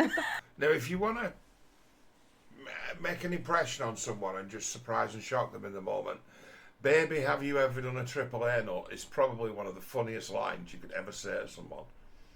So, if you said that to someone in the pub, that you would destroy the pub. Everyone would be like, "You fucking said what?" They'd be like, laughing in that naughty way. That's like, it's like if Bruce Campbell, right, had a child, and that the child was like, it was raised by apes, and then returned to civilization. That's that way that child will talk, isn't it? Give me some sugar, baby. It's like, have you ever done triple anal? He's up there with the fucking great questions to ask anyone. But that would be a deliberate act to shock someone into comedy. Shock. to shock someone. And the difference between electrical shock and the emotional sort of neuroshock like that, I mean, it's just shock. It's just shock. Just delivery methods of the same kind of shit. So it's like, he talks to her like that to freak her out because it embarrasses her, because he enjoys embarrassing her. He's a sadist. He's a pimp. It's part of the game. The stuff that cunt says is very, very much part of the psychological abuse. Her psychological abuse is likely she's got a massive weakness against feeling humiliated, feeling uncomfortable. So it's a matter of this guy's become expert in putting her there and then saying, "Oh, I'm only kidding. Oh, I'm only kidding. Oh, I'm only kidding." So this guy's no less dangerous than a Tate, but in his way, he is a groomer. This guy's a pimp. So he's not the top G, but he's certainly in the pimp school. He's not pimp of the year, but he might have a shot at pimp of the week. No offense, but I don't know how that would work for me. How does that work? That's crazy. But it was just, listen, like I said, he has his moments, okay? He also publicly encouraged her to start the OF and even encouraged his own friends to subscribe, even though they were saying they didn't want to. Here's the clip of that. But you're my friend, so I don't look at it. Don't get weird. It's okay. You know what? Sub to her OnlyFans. It's lovely. Yeah, okay. I would. Yeah, at Baby Bree. You know, I get do well on there. Yeah, she just started 3 weeks ago. Oh, wow. Yeah. I convinced her How is that? And then here's a picture from the Pillow Talk podcast from April 2023. He's showing his girlfriend off, advertising that she just dropped her OF. So that is Bree's ex, if you're wondering. He's also known for his famous mansion parties, and I can't even show you much of the footage from those without violating 15 terms and conditions and probably some laws in some countries even. I mean, really, y'all, they have substances, they have things going on out there. But again, Now this is what makes the party so pretty. The Pillow Talk lettering. Again, the gay guys did this. Gay people so good at decorating. Brother of my favorite artist in the 90s. Beautiful soul, Jesse McCartney, Google it. Legend. And you guys are giving out and weed, right? Yes, we are. We got whatever you guys want. We got it. You guys are adorable. Thank you so much. I just want to squish you. nobody, is guilty of anything till proven in court and stuff. But suffice it to say, these parties seem to be parties, where they all do stuff. They're stocked with alcohol and various substances sponsored by alcoholic beverage companies, including Happy Dad, which... Isn't that like a YouTuber beer brand, Happy Dad? So they sponsored it. Also Cocoa Vodka. But I think Ryan himself, the Pillow Talk guy, is a 1% owner of the Cocoa Vodka. And it was sponsoring his party. So not only are the mansion parties popping with alcohol and substances, but they're also popping with famous people. Like he name drops Snoop Dogg and Trey Songz at the beginning of this video right here. I mean, I don't know if they really came or not. I didn't see them there, but he did say their names. Pillow Talk party in the Hollywood Hills. It's the biggest party of the year of the decade. We closed the list. We got a call. Snoop Dogg wants to come. All right, we added him. Trey Songz wants to come. You fucking bet, baby. Amber Rose is pictured here at the mansion, at the Pillow. Oh, God, what a mess. Ooh. Pillow Talk party published 4 months ago. Another frequent guest of these parties is Adam, 22, Grand Mason. Now, these are two people who need to be investigated. I'm serious. They are fucked up people. 16 and his wife Lena the Plug, they go and are featured on camera. Lena said, I'm waiting for Adam 22 to get here. So I want to... No, I never said that. I'm gonna try to him in the room. Yeah, you did, Selena. You ate my... And some crazy stuff happens at these parties. There's this one corn girl who said she had such an extreme experience that at the corn convention a few months later or whatever, she still hadn't been able to engage in any activities with her lower, downstairs genitals, because with her lower parts, she could only do stuff with her mouth because she was still recovering from the Halloween party that was at Ryan Pillow Talk mansion party. Your was damaged by whomst. It was because of your at your birthday party. Halloween party. So what happened there? And the titles of these videos are things like such and such gets brutal verb in front of 500 people. Stuff like that's the titles of YouTube videos. This video's on YouTube. Creators Inc.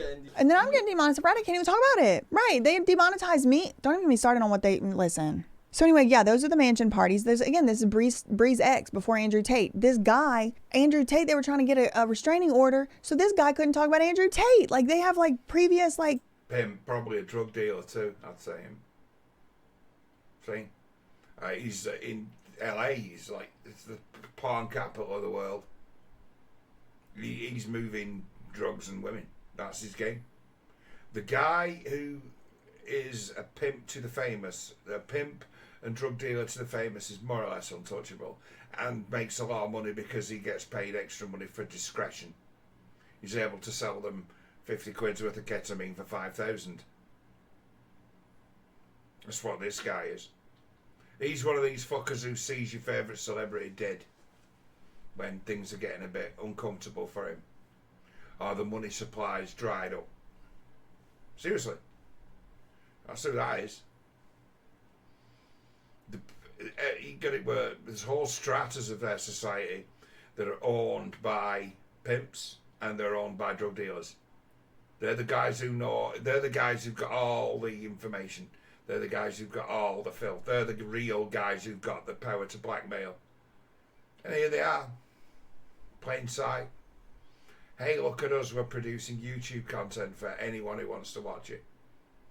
And we are a quite sick, almost say cannibalistic sex cult that's preying on, but in essence selling psychoactive substances, i.e. sexual content and narcotic. It's big. It's like, look at this fucking person they've sent. Look at this person they've put into the public eye, or who's thrust themselves into the public eye, and this be the latest idiot that Andrew Tate's put his dick in. But it's like, this is not a newbie. It's like she already knows the ropes. He's picked up on this thinking she is a dumb bitch, but it'd be a matter of, nah, she's experienced. That, say, childlike court application thing. Be a matter of, no, that just proves that she didn't spend much time at school and didn't improve that side of her education from about the age of 7. Or in this age of computers, is that what people's handwriting looks like now? I'm just saying. That handwriting, well, like that on an application form for an adult job would see your form thrown out the fucking window as to say, we're not hiring a gypsy or some illiterate who's has what they call a misspent youth. Bad handwriting was always seen as a sign of a misspent youth because every kid at school was given the chance to practice their handwriting every day. So you didn't go, did you? Or is that what people's handwriting looks like now? Everybody uses keyboards. I mean, I can type like fuck. I'm so quick at typing. I can type faster than I can think. You sometimes like boom.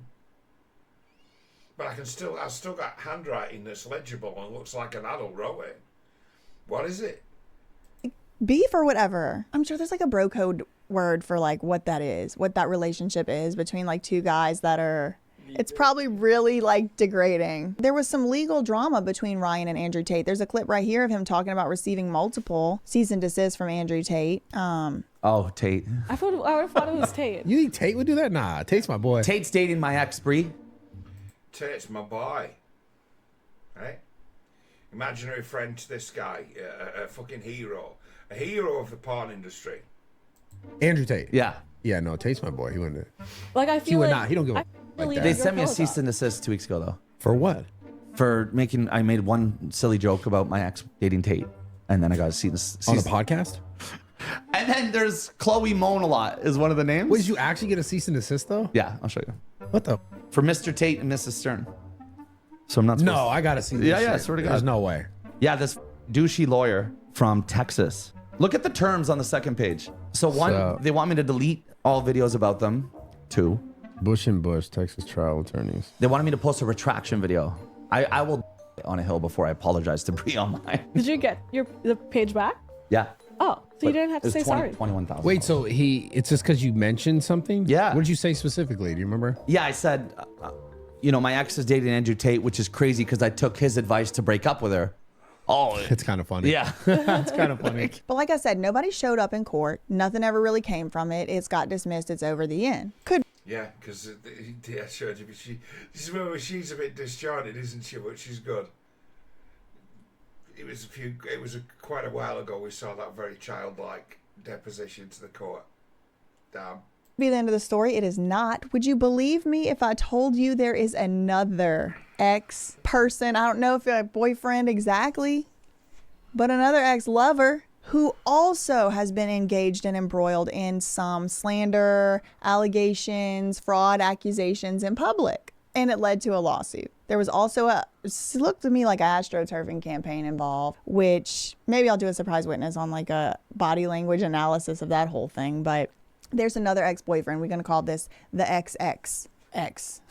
Because now Andrew Tate's the ex. So yeah, the ex-boyfriend. Anyway, believe it or not, Andrew Tate and Ryan Pawnall are not the only people Bree Stern has made high-profile allegations against. There's this other ex, Louis Vanderwoodson. Just kidding, that's not his last name, but it's something like that. Booin. And in 2022 federal legal filings, the defendant is Bree Stern, a self-described actress and influencer living in California. So someone is suing her. This time, she's getting sued for a temporary restraining order. In California, this guy's in Pennsylvania, maybe it was in the Pennsylvania jurisdiction, restraining order against Bree, this guy's trying to get, but it's in federal court.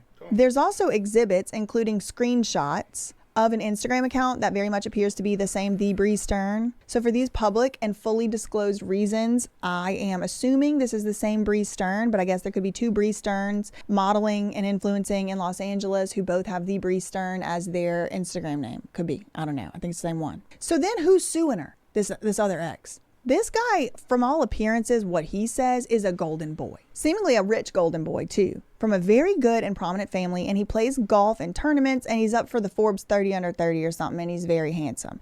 And, importantly, he's in the U.S. on a student-athlete visa. So he's, a little bit conscious about not getting deported. He's on a student-athlete. He's like a University of New Mexico or something, golf team or whatever. This is 2022, so this was 3 years ago. This guy strikes me as being a shit player who's bought off far more than he could chew, getting involved with this person. But according to the lawsuit, Bree was working with a mutual acquaintance named Frankie Delgado to effectuate an extortion scheme of sorts. And that's why this guy, Louis Vanderwoodson, had to sue Bree. According to the lawsuit, Bree had an out-of-state modeling shoot during which Louis, this guy, stayed at her apartment one night to watch her dog. And then he's like, well, during this, she begged me to clean her dusty, crusted apartment. It was dusty, it was crusty. I had to clean it, but I said, yes, I'll do that. I'll happily do that. Now, Bree, she claims he offered to clean the apartment, but they both agree he was in the apartment alone and he did clean. And he says that he moved in order to clean. He moved a small black safe. And he didn't open it or anything like that. And he didn't take anything out of it, and he put it right back. And he told Bree when it happened that it happened, and she was like, okay, that's fine, whatever. So time goes by, she comes back, he leaves, and she ends up then saying he stole money out the safe. She starts accusing him of stealing $20,000 cash, and then she accused him of stealing $40,000 cash and like $7,000 in some meme coin crypto something. I mean, this crypto coin crap keeps coming up. What is that all about? I didn't realize any of this until after he had, I believe 100% with all of my heart, because he was the only person in my apartment that somehow, with his tracker She's got a different face painted on. record of being a con artist, he broke into my safe, stole my life savings basically, and that was in there in cash. And how did you guys meet? So I had a mutual friend who basically said, come to the Super Bowl with me and my friend. He vouched for him. He said he's a pro golfer. He's an investor. He's buying the suites. He will be driving us in his Porsche SUV. And I was like, whatever. It didn't end up happening. But at the time I had followed him because I said, who's the friend? I'd followed him because I thought we were going to the game and then unfollowed him. So due to me doing that, it made his messages show up in my regular folder on DMs, so I actually saw his messages. Okay. So after that, he continued to message me and his infamous line was, be my date to the Forbes Gala. I don't know if you know about this, but with all the girls who he seeks out on Instagram, that's what he says. Be my date to a Forbes Gala.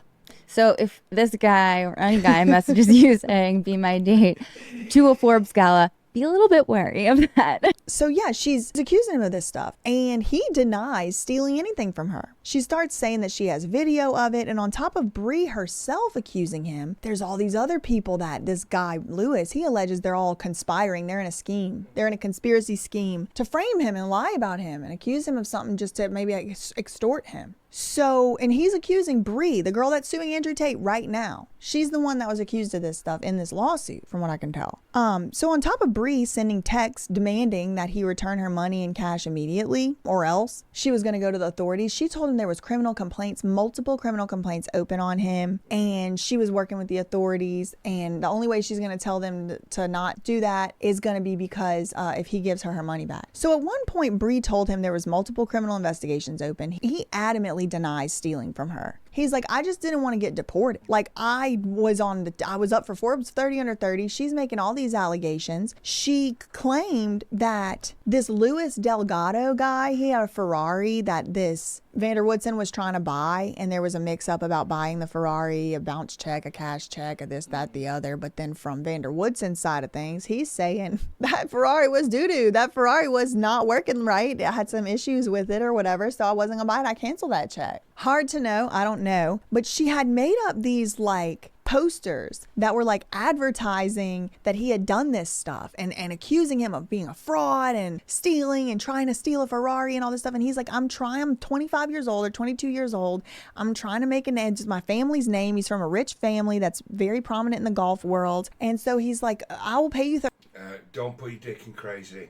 $30,000, pay you anything. He probably learned his lesson, this guy, from this.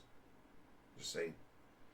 You want to stop these people from deporting me. So that's his side of things. Well, there are text messages, which we will read. And, you know, it's going to make the video kind of long, but I just have to read these texts to y'all because it's so much of the context. So Frankie, this guy Frankie with the Ferrari and Bree, then they're doubling down, teaming up on Lewis, saying that he has to pay up $47,000 by that same day, or else they're gonna move forward with criminal charges. Not only that, also she was gonna post it all on social media for the world to see. So you could see the post she threatened to post. She sends these posts to him beforehand. She's like, "You don't give me the money by tonight, within an hour." He's like, "I'm in Australia or South Africa, or wherever in the hell he's from." He's like, I'm in South Africa. I can get someone to drop it off to you at the Trader Joe's. I just like, please call off. It's like a whole drama. It's like it felt like a Dahlia and Dia with the police there and trying to convince them not to arrest. You know, it just felt like one of those stories. Just like so much chaos going on. And then Bree, she has also made videos describing this whole thing, calling him the LA swindler.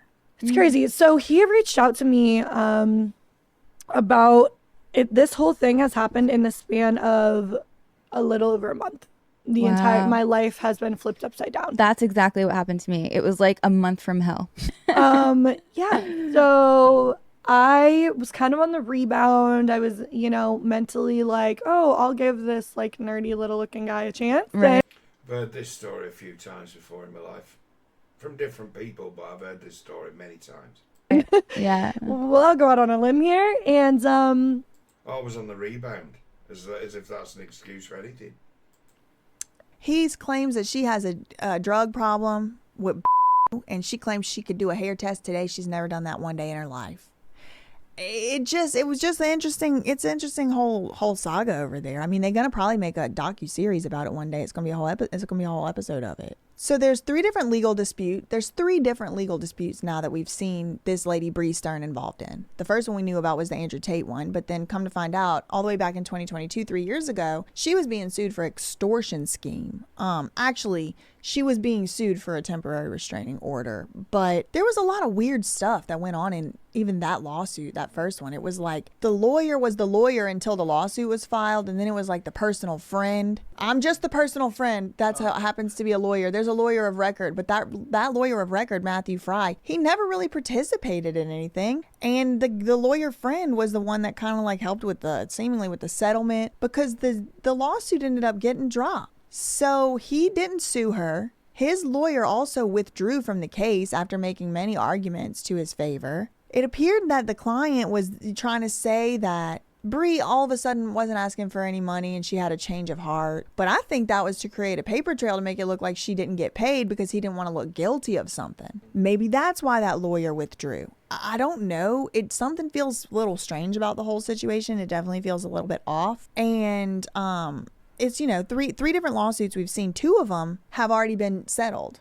seemingly. They got taken off calendar. And usually if something gets taken off calendar, it's for this, voluntary dismissal like that, it's usually because they've reached some type of agreement that they're gonna, walk their separate ways. But usually that requires one party pay. I don't know. It could be just, I won't talk about you, you won't talk about me, I won't sue you, you won't sue me, which is... Yeah, but also, it doesn't necessarily mean someone's got paid. It's that someone's taken a dive. They've changed the story. They've, in one way or another, discredited their own case or else surrendered. Is something that does happen, an agreement not to sue. But it'll be very interesting to see how, not only how this lawsuit shakes out, but also how the lawsuit mirrors or reflects, if it does at all, any of the previous patterns that we've now been able to see. All that to say, that leaves us with some questions remaining. Like, for one, is this going to play out like the last the last high-profile case repped by Busby, where the circus of it all ends up clearing the name of the person getting sued, like in this case, namely Andrew Tate? Will it shape up like the previous cases that she was involved in, ending in some type of voluntary dismissal? Maybe it was a settlement. Is this... See what I mean? She's onto it, isn't she? She's right. I think she's right. I have to say, I think she's right. I think she sees through this, and I think others who've looked at this and have said, "Oh, you're just pro Andrew Tate," for saying, "Look, he's probably going to get off here. He's probably going to win because this person is going to take a dive. The case is going to collapse because it's tissue of lies." It's like, I have no doubt in my mind that he's sodomized and strangled that woman. But she's the worst witness in her own defense. And she's likely to lose her nerve, or else she's part of a larger game. Any way you look at it, it's bad. Either she works for another pimp, which this lady now brings up information that suggests that be the case. That she's got a daddy herself who ain't Andrew Tate. It might be the last guy who's got his claws in her. We don't know. But it's like, she's definitely, in her way, a player. She's a trained... basically, she knows how, she knows the game. She knows how powerful she is. We shall continue. Nearly finished now. This woman a honey trap sent in by enemy operatives to gather intel or create circumstances giving rise to certain types of legal disputes. Is Andrew Tate the monster everybody appears to believe he is and wants us to think he is? Well, since nobody in the mainstream media has bothered to say much of the publicly available context that I just provided in this video about any of the parties involved, is it really safe to blindly rely on the narratives that we're presented by them every single day because they couldn't so much as search for a prior court case? I'm having to be the one on YouTube out here for AdSense pennies. No sponsors over here. Not sponsored by Happy Dad. The bigger question for me, just leaving away from this, is everything exactly as it seems? Or is there possibly more going on beneath the surface? More interests at play? It might be worth a refresher on the cross-section between the world's oldest profession, how those economic systems have operated historically, namely starting with a P, and how all that intersects with modern day cyber war and lawfare and using social media as a means to get to your enemies. This is the modern day battlefield. It may be worth reconsidering what we look at and define as modern day warfare. But very well said. Couldn't have said it better myself. Thank you for, in a sentence, summing up what I've been doing for the last 10 years. Well done. Well done.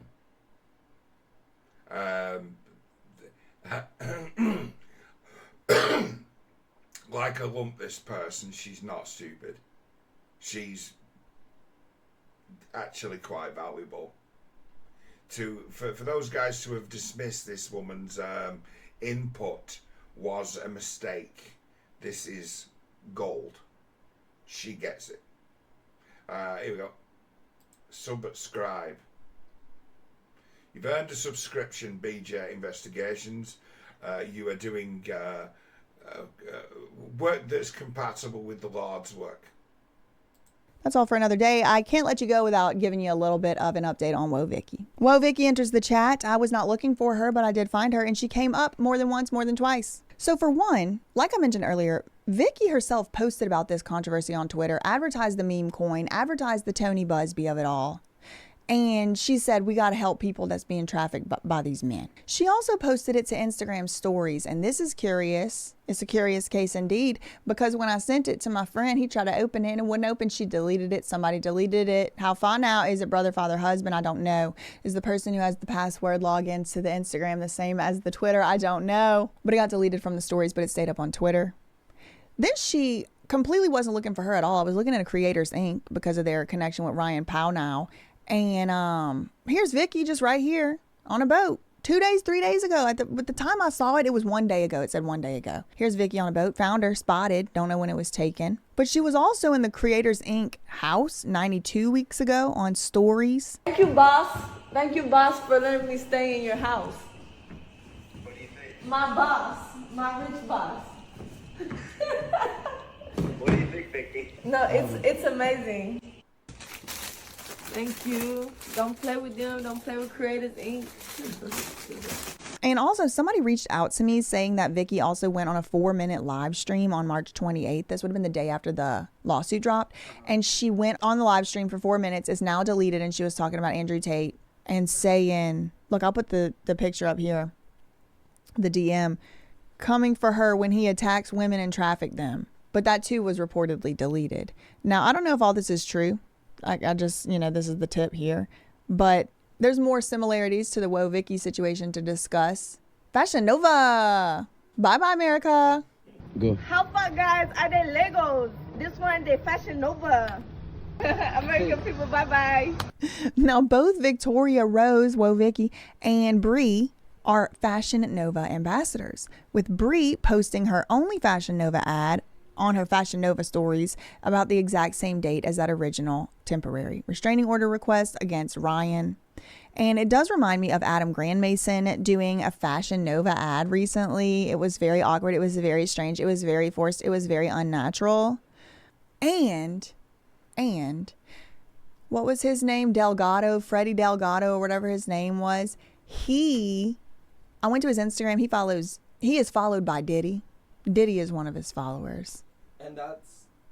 And he was also double team, tag team, texting that guy like, money today or else we're gonna blah blah deport you, whatever. Like the actual text messages, I know this video just got too long, but like they're so scary and aggressive. If I was that guy receiving the text messages, I would be shocked, scared. The Immobilium situation. This story right here, you see the sponsor of this event, she's on some type of red carpet. Babes in Toyland is something like more of a erotic type of NSFW nature. And they're at this red carpet. It's Babes in Toyland, and one of the sponsors from this 2022 event was Immobilium.io, which is owned by, co-founded by Nenad Matosevic, who is the foreign Serbian head of trade at the Danish embassy in Serbia. Remember him on the board, meet the team. And another one of the co-founders is Sasha Paparik, Alexander Sasha Paparik, who is the one that had Lima baptized to the Eastern Orthodox Church. My friend, whatever, and that's what she got so mad about, and saying that it was like it was public. He had it publicly posted. So they own Immobilium, and Immobilium is somehow, I guess, sponsoring this event. Look, their name right there, Immobilium.io. That's their company. And it's just all webbing back on top of the web for me. You see what I mean? I didn't take screenshots of all of the text, but like this is just a sampling. So the blue is him and the black is allegedly purportedly her. Again, we don't know if this is real or not. He could have faked these. They say he's a document forger, so who knows? But this is apparently how she talks to people. Police report has been filed. I have a meeting with the detective on Monday. I will cancel the meeting and retract the statement if you bring back the 30,000. Right, I don't think that this is the same language as the person who writes the because it's only that. See, this is supposedly like 3 years ago, and we saw the person's handwriting and report to the courts to try to get a restraining order in January, which means that this person making these threatening texts is not the same person who scrawled like a child about my new boyfriend, is it? Ding, ding, ding, ding, ding. Thing. Just saying. 1,000 in cash today. What? Like who? What? You took 40K from my safe and 7,500 in fake Axia investments, but I am willing to work with you if you. Why'd you say fake? Then that means they're not worth nothing, right? I'm willing to work with you if you bring back 30,000 today, and she means cash, and I will drop everything. Otherwise, I'm prepared to see this through to the end. He said, "What's your Zelle?" She sends it. And she's like, "Okay, but there's a limit on Zelle." And he's like, "I'm not in Los Angeles. Also, I'm going to make traceable transactions for my legal purposes. I am a private client. I can do $7,500 a day," meaning that his limit at the bank is to do $7,500 a day, and he wants it to be traceable for legal reasons. She said, "That's not how it works. That's not how this works. If you don't give me my cash by today like agreed, then I'll just let the police handle it." That's like my bitch, but bitch, my money. My bitch better have my money. Is that the same person who wrote that very, very childish, scrawled in pencil by the looks of it, application to the court? No. This is a pimp. This is somebody who's taken over her phone and shaken this guy down. I can't, you could never convince me that the person who wrote that ridiculous court paperwork is the same person who's making these calculated threats on social media. If you're not here, figure it out. You missed the 3 p.m. deadline today, so I'm giving you one more chance. She's giving him a chance. This is like pretty like cutthroat, right? The money better start. That's what it felt like to me. Like, doesn't this give that Whoa Vicky twinge of like, do you think I am playing with you? Why would I be playing? This is my money. This is how I make my money. Yeah. The money better start appearing in my account today, she said. And then he sent her $5,000 and a receipt.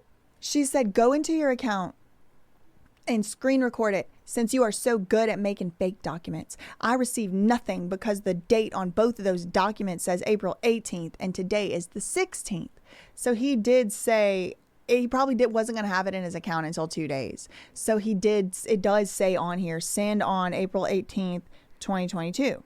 She said, "I'm not letting this go until you actually return 30K of my money to me and it is in my hands or my bank account, and that is a fact." I don't IDK how much clearer I can be so you can get it through your tiny little brain. But my meeting with the detective is Monday, and I'm not moving it unless I have 30,000 in my possession. It's institutional abuse, where these fools these days get the police involved or else threaten to get the police involved and then retain this amazing ability to make the police go away when they no longer suit their purpose. There's a few high-profile people in recent times come very unstuck doing that, but people got away with it for a very long time. It's taken a long time for the police to get wise to people using them as weapons in psychological blackmail games like this. Up to you. They call it institutional abuse in the psychology manuals. As to psychopath people, they're more likely to send the police after you than they are to gaslight someone into coming attacking you in person. To send in a thug, they're more likely to send the police because they know they can just say the right words to the police and the police will arrive. Hence all the swatting in the world and all the frivolous accusations of sexual harassment, sex crime made. Frivolous. It's like they have to be taken seriously. So it's basically the system of the way things are is actually made for this kind of thing. It's made for this kind of strategy. It's made for this kind of attack. It's also made so people get away with it as well. I mean, me myself over this, I'm going to get accused of victim blaming in the same way as BJ Investigations. I haven't got any doubt in my mind that Andrew Tate has sodomized and assaulted that woman. I've got no doubt in my mind that he has, but look at the state of it. She's a player, regardless if these are her words or somebody else has taken over the phone. Some pimp's taken over. It's like, this is the game she's involved in, and this is the company she keeps. It's like her credibility as a witness in any case is negligible, as to where it's not that difficult to make a case. Those with more information than is available to us will be able to make the case that it's a put-up job and that he's been entrapped. They will be able to. They will be able to make the case as to say that in this case, Mr. Tate, even though he's actually guilty of a crime, is also someone who's been honey-trapped, entrapped, he himself be groomed. Yours of you who've been following my videos for so long would know, I'd put it out in the past, as to the weakness of guys like Tate is women they can't handle. Women who are too much for them. Women who are beyond their ability to completely control. Pimps they resort to violence and have to resort to violence, and it's a matter of, if he's not in the room, right, dictating, and you're on the other side of the world because he's on lockdown, he's got no fucking clue what you've been up to. And you know this. As to where that pimp's methods of control don't work on you, because you're already a player. You ain't no brand new dough. You are not some person trying to make a future for themselves in some kind of marketplace, because you're already out there in a way. You want somebody who wants to break big and would go out with Andrew Tate just for the publicity, and then to find opportunity in the future to earn. He's given you opportunity to earn, knowing that this is exactly what you would do with it. And now, try beating me in court. You are one seriously sick woman. This is why you were targeting in the first place. It's why you were picked out from the crowd. It's why you were on your own transported. You were groomed. But at the same time as you were being groomed, you were thinking, I'm going to get this guy. I'm going to do him. He's mine. I'm having this. I'll have some of this. So he's gaming her and she's gaming him. And this is where it always falls apart. This is where these guys come unstuck. When one day they latch onto a woman who they cannot control. But hey, I think in this situation, he's managed to very successfully weaponize this person to do what best suits him, and that be report him for a sex crime. Because I tell you what, he's handed victory. And I'm not saying that BJ Investigations has just won the case for Tate. I'm thinking that this is a fight that was designed for him to win. And I can't be shaken from it now. That's what I think. That's what I think. BJ Investigations has opened my eyes. My lawyer just confirmed we have a meeting with the prosecuting attorney on Monday. It's done. It's over. I'm not going to say on camera. I'll tell you off camera who this also makes me think of, who's very good at sending texts that sound like this. It's done. It's over. Andrew Tate. But this is where my red flag started to go off. So, let's live in the universe for a second. These are authentic texts, and Bree really said this. If she had a lawyer, the lawyer would be sending these texts. My lawyer just confirmed, we have a meeting with the prosecuting attorney on Monday. It's done. It's over. On Monday is a lot of time. Okay, girl, nobody thinks it's done. It's over. If you can move 30K cash in a day, nothing's done and nothing's over if it hasn't happened yet. Okay, Monday it's like too far. It's like kind of not, it's kind of amateurish. It is aggressive, but that makes me wonder, is he just already so heightened? Do they have a tape of him doing something weird at the Super Bowl box? I don't know what's going on here, but it's just like, why are you doing these weird texts if you have a lawyer who's going to meet with you? Maybe not. I mean, we have to pay. I wouldn't pay a lawyer to text this guy. Maybe I would say my lawyer confirmed. But this whole prosecuting attorney on Monday, it's done, it's over. I would be like, you better give my money before Monday because Monday is happening. She's like, no, it's already happened. It's Monday. It's going to happen Monday, but it's already over. Like, it doesn't give anybody time to get the money. But whatever. I mean, I don't interact with people who act like this, behave like this. I've never been in this position. I wish a bitch would because we were live streaming these text messages live.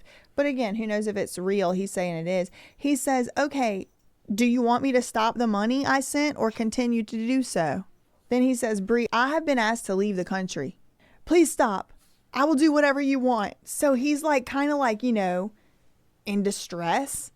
I have nothing in South Africa. I will never be able to come back. I will never be able to do anything I've wanted. Please just stop. I didn't take your stuff, but I'll give you money. Just stop. I don't want to be sent back. I don't know who you spoke to or what you did, but I have been asked to leave without force. Please.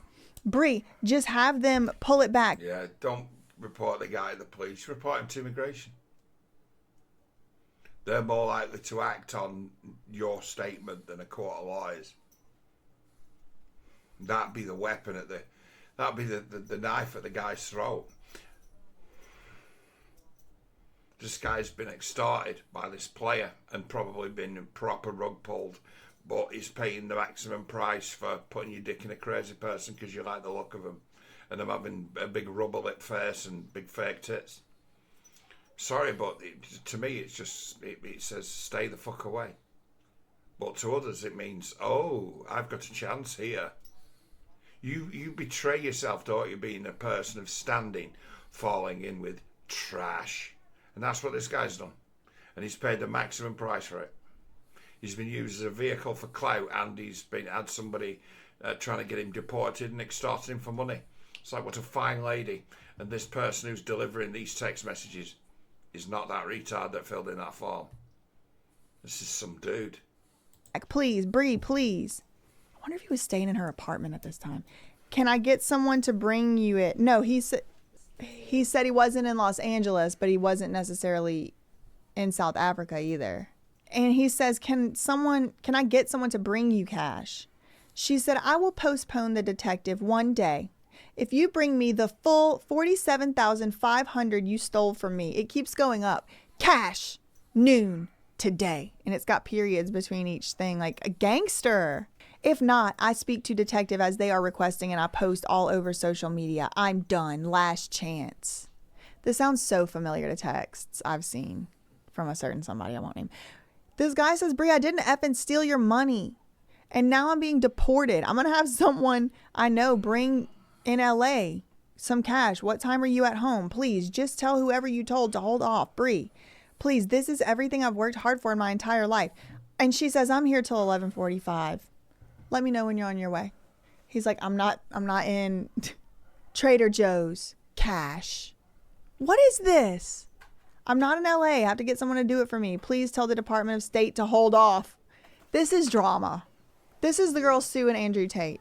Tell the Department of State to hold off on deporting me. Bree, they want me to leave the country. Please just hold off. He said, what time will your person be here to... She said, what time will your person be here to return my money? He's like, I didn't steal your money. I don't even know your safe code, but being deported is the worst thing that could happen to me. I would pay anything to have that stopped. Please. Ooh, that's bad. You don't put that in writing.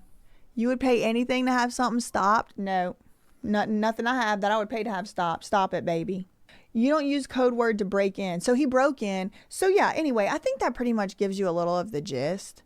My attorney advised that you can't sue for defamation if you don't make yeah, so he's saying, I've had my lawyer step in, I think.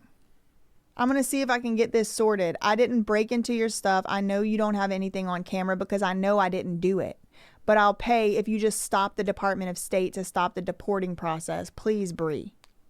My attorney, she says, also... He's possibly lying about this deportation thing. To try to manipulate her. At a certain stage of the game, he's been this idiot's boyfriend. I'm just saying. So advised, you can't sue for defamation if the statements I am making are true and have proof, which I do. You chose a good time to come clean because me, Frankie, and a couple others that you scammed who have proof, we're all planning to post you on social media today, along with our proof, your fraudulent documents, etc. There's no seeing if you can get it done. You will be getting it done. My money will be back to me before noon today. He said, Bree, I know for a fact I didn't take your stuff, but I will make sure you have money and I will have it all in your account if you can just hold off on the deporting, please. You will have money today. Not in my account. She said, not in my account. Cash today by noon. Like, this is getting so much more and more aggressive. But she is negotiating too at the same time because she comes off of it and changes the, okay, fine, I'll do it one day, but only if you have cash noon today. Like, It's like the climate change people keep giving you 5 more years, 5 more years, 5 more years. She's not like impetulant, childish, impatient. Seems that this guy's going to pay her money to fuck off and be glad to get rid of her. And then him having record of this money turning up in her bank be in the future when she comes to him, say, look at this conversation we've had where she's extorted me and I've paid her, here's the receipt. This is to buy her off in a way that her coming back at him would be difficult. He's like he's spoken to a lawyer and said, well, can you afford to pay her? Because a good lawyer would. But say, can you afford to pay her? Because that gives us then a paper trail that means in the future she's in trouble if she tries anything at all. We basically own her by paying her this 30k or whatever, 47k. Do you want to own her and make it so that she can never open her fucking mouth again? Or she opens this can of worms in a court of law? It's good legal advice if you can afford to pay. But she's doing everything she possibly can. No, it's got to be cash, it's got to be cash, it's got to be cash. Yeah. Because you don't want a record of this on the file because it's an extortion. And could be used as a fucking weapon to put you in good in prison. Not to sue you, to put you in good in prison. I think that this guy's managed to scare this off. It's why this never went anywhere. She didn't. In the end, she dropped this. She didn't want the money back. There was no money. He didn't steal any money. And this case just disappeared. How about that? not, yeah. It's not really. She's extorting a little bit to me. It's mean-hearted. That's what I'm wondering. And it's like whoever is typing these text messages is clearly comfortable saying stuff like this and knows that this guy has access to $30,000 in cash. Not everybody has access to $30,000 cash dollars. Actually, I'd venture to say not most people. He probably has a lot of... It could be that he was a target of an extortion scheme. But they did. I mean, it's convincing. They went on camera. She has her whole own version of things. I mean, it is diametrically opposed. It is exactly opposite from each other. She's not... This middleman who's put her together with this guy might have just fed her a mark. Here's your next target. Here's your next catfish. There's a go-between, a guy who set up these two people to get together. And they got together. Who is this extra guy who put them together? We don't know. There's also an extra guy in the middle who's introduced this one to Tate. I suggest that this guy might be her suitcase pimp. She's flitting about, in essence, being sold around by somebody else. There's whichever way you look at this, it's terrible. It's just a joke. It's really bad. It's these are the kind of people we pretend don't exist. This is peeling the corner of what is the most destructive racket in the world, and it be the machine that creates the porn. The machinery, the workers in the porn factory, the managers of the workers in the porn factory.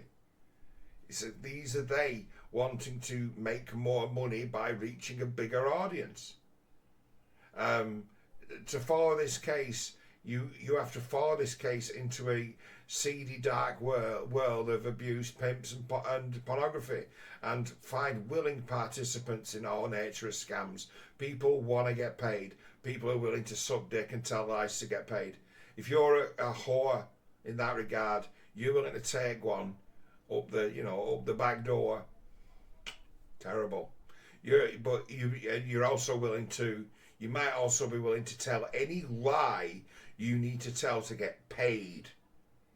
Once almost seemed like a frivolous thing compared to the other. We're in a shit old world. This is a cunt fight. It's like, this is a fake fight that Andrew Tate has set up in order to win. I'm absolutely certain of it, and I won't stop reiterating it. Never done it a day in her life. To him, he says she's addicted to it. You know, stuff like that. So it's like, who's lying? And they do have a whole group of people. It's 2 people sitting on the podcast, and they're both like, yeah, he scammed me. It's scary. If you're not here, figure it out. He said, I'm figuring it out. Then she messages him, what time will you be here to return my money? He said, I got someone who can drop off $38K tomorrow after his work at 3:30 at Trader Joe's in cash. I'm not in LA. Like I said, that is the best I could do and the fastest too. Could you please just have the Department of State person you talk to hold off? She said, this is the last time I am going to discuss this with you. You have until 4 p.m. tomorrow to have $38K returned to me in cash. I will push my meeting with the detective to 4:30 p.m. If I don't have the money by 4, I will finalize the report. What does that even mean? And post you all over social media along with your photos and proof. There is no report as though this is an extortion. There is no report. In reality, yeah, you don't get to call the police in and call them off. Some get away with it, but I don't think they exist in this. You don't get to half accuse somebody of something and then make it go away. You don't get to say, finalize that statement. No, I'm not going to bother now. I've decided all those terrible mean things this person's done to me. I just suddenly don't care. It seems quite a lot get away with it, but there are, again, quite a lot that don't. I think in this story, the police detective and the police report are fake. And I also have got a fishy feeling that this guy's saying I'm going to be deported is some kind of angle as well. I wouldn't be surprised. He had a fear. The fear was in him, or even it'd have been arranged for this guy to be gaslit. Just saying, I have to discount all of this. I have to say that everyone's a liar. There is no victims here. Everyone's a prick playing the victim. Everybody's a prick playing the same character. Just like, can you imagine the day when this malarkey arrives in court? It's not going to, is it? This case is taking a dive any time, and Mr. Tate's going to walk away as to where it's a matter of, see, the Matrix has tried to take me down again, and again it's failed, and this time he'd be able to engineer the situation, and I've got absolutely no doubt in my mind that he has sodomized and mishandled this crazy woman, and he's going to get away with it. He said, you will have the full amount of money by that time. And I also wonder, is it like some type of gambling debt situation type like stuff involved somehow in here too? Like, is there gambling? Like, I'm getting a gambling tingle. Like, I'm definitely extortionistic. And he is like golden boy. And it could be some level of like he called her out for doing, pornographic pictures in the lawsuit. And it's like, I bet you there's some level of like, she can get just as close to these guys as she does. And she probably falls for some of them. He's not unattractive. She described him as nerdy. He's very attractive. He's a handsome young man. And he's got everything going for him. The family name, the money, There's a strong likelihood of psychological makeup is she falls for everybody. And then doesn't, and then moves on very quickly. And will move then into another intense relationship with the next pimp, meaning that she's nailed on for a real daddy issue, probably manifesting as something like borderline personality disorder. But this one's been weaponized. She's a ruthless whore. She's been trained. Borderline personality disorder might be the worst and most debilitating mental illness there is, but it can be weaponized, and you can be turned into a whore. You can be a hellhound for some people and a submissive slave to others. The golf, all of it. And in secret and for alone time, He likes her, obsessed with her probably, walks her dog, cleans her apartment. But she'll never be Mrs. Vander Woodson. She knows it. He said in the lawsuit, one of the reasons they were incompatible is because he discovered pictures of her online that were... Yeah, absolutely. Yeah, that's the old, you don't want to get again. So that sabotages your relationship. That's the landmine you've planted in the future because, hey, you're a pornographer. The best way of your porn ending up on the internet is to send it to someone and say, please don't spread this. Seriously. If you want to leak porn, it's like, I've got a really big dick. I'd like the whole world to see it. Leak it to someone who's going to spread it, and they will. Deliberately. Know that that's what the outcome's going to be when you do it. And if that's the outcome you want, you do it. Because you'll get what you want by asking someone to keep something secret like that. I think he said. And it's like, you know, that's not for me to judge whether he can make that decision or not, but it just probably ends up being the case. Like Andrew Tate isn't going to wife her because he hired her to be a sexy hot model for a photo shoot. It does happen.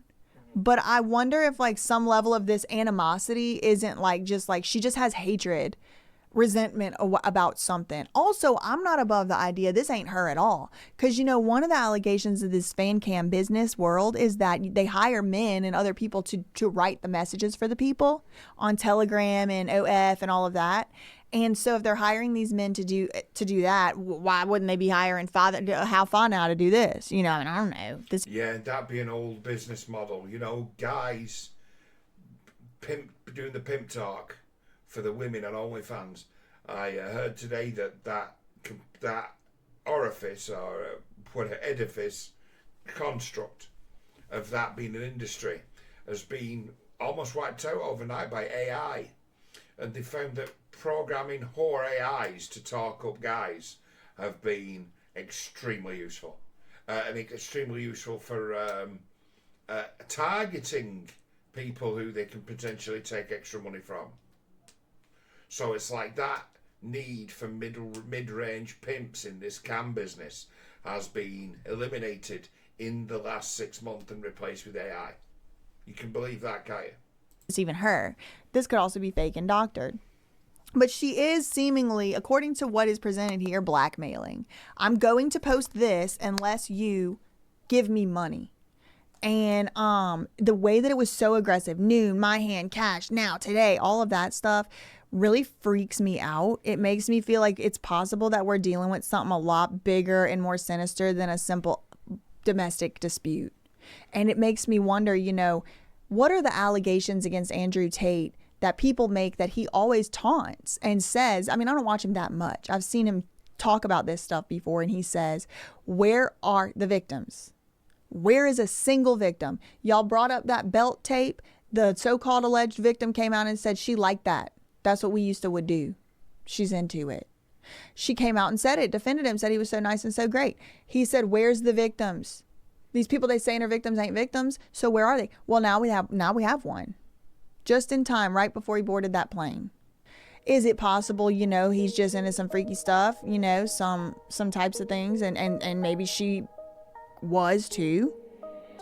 I do not think that is what happened for sure. But I think with everything that I've just seen in these publicly filed documents, it's not adding up with how much they're pushing it. Like, what really happened? If I would have seen a bruise, if I would have seen some fingerprint marks or something, I would have even. But it's like her face looks a little red, but I'm not even. Trust me, love. He's been through her. Don't you worry. That's the parts of the story that's, I think, definitely true. I think the rest of it is too convenient and almost the plan of it's a genius master plan that's been hatched between a few different people. We've got three parties who we could have a woman who stumbled into something and is about to set the world on fire, or we've got a pimp and a woman working together to, in essence, counter sting Andrew Tate, because pimps are as vulnerable to honey traps as anyone else. Just be what he prays. Just masquerade as what he preys upon, and next thing you know, he's in your inbox. So he's an exceptionally easy person to entrap, because of his perverted sexual desires and what he has in store for women. So he's the easiest person. His organisation is incredibly easy to infiltrate in that regard. So no matter how this gets stacked, right, I see it. Tate gets away with this. He does. Because the people who've come after him are the same creature as he is. It's a cunt fight.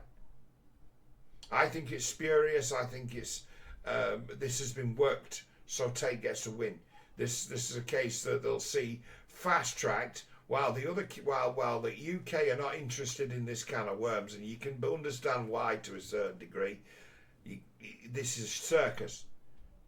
Fucking circus. You've got mind control victims here. Mind control victims are very, very poor witnesses. I'm sorry they are. They've been damaged in certain ways as to where they can be proven to be unreliable where it comes to the crunch. And it's like, this is why this is a highly prohibited crime, you know. And it's got out of control. There's too much of it. When there weren't so much of it about, it was much easier to deal with and detect. But in the modern world, it's everywhere. Pimping, grooming is the name of the game nowadays. So it's like, this could be seen as, seriously could be seen as an action concocted by Tate. A stroke of evil genius to unleash a nutter onto the world. Prime her up, rough her up, and just let her tear through the whole fucking planet and make a nonsense of everything. It's got a level of ruthlessness and in that sort of Machiavellian genius to it that I have to, in essence, lay at Tate's door as being the most likely thing that's happened here. But I treated this person's video with enough respect to sit and show it all and say this person's new onto the Tate beat, but certainly has an eye and a nose for shit. And she should be given credit for having raised all these questions. She has expanded the case, and that's what needs to happen. That's what needs to continue. That's what we need. You find that you've got this case has piqued the curiosity of someone who's not long-term attached to it, who's looking at it with new eyes and catching more than the long-standing haters, as Tate calls them. She appears to have a better pair of eyes than any of them. Hats off.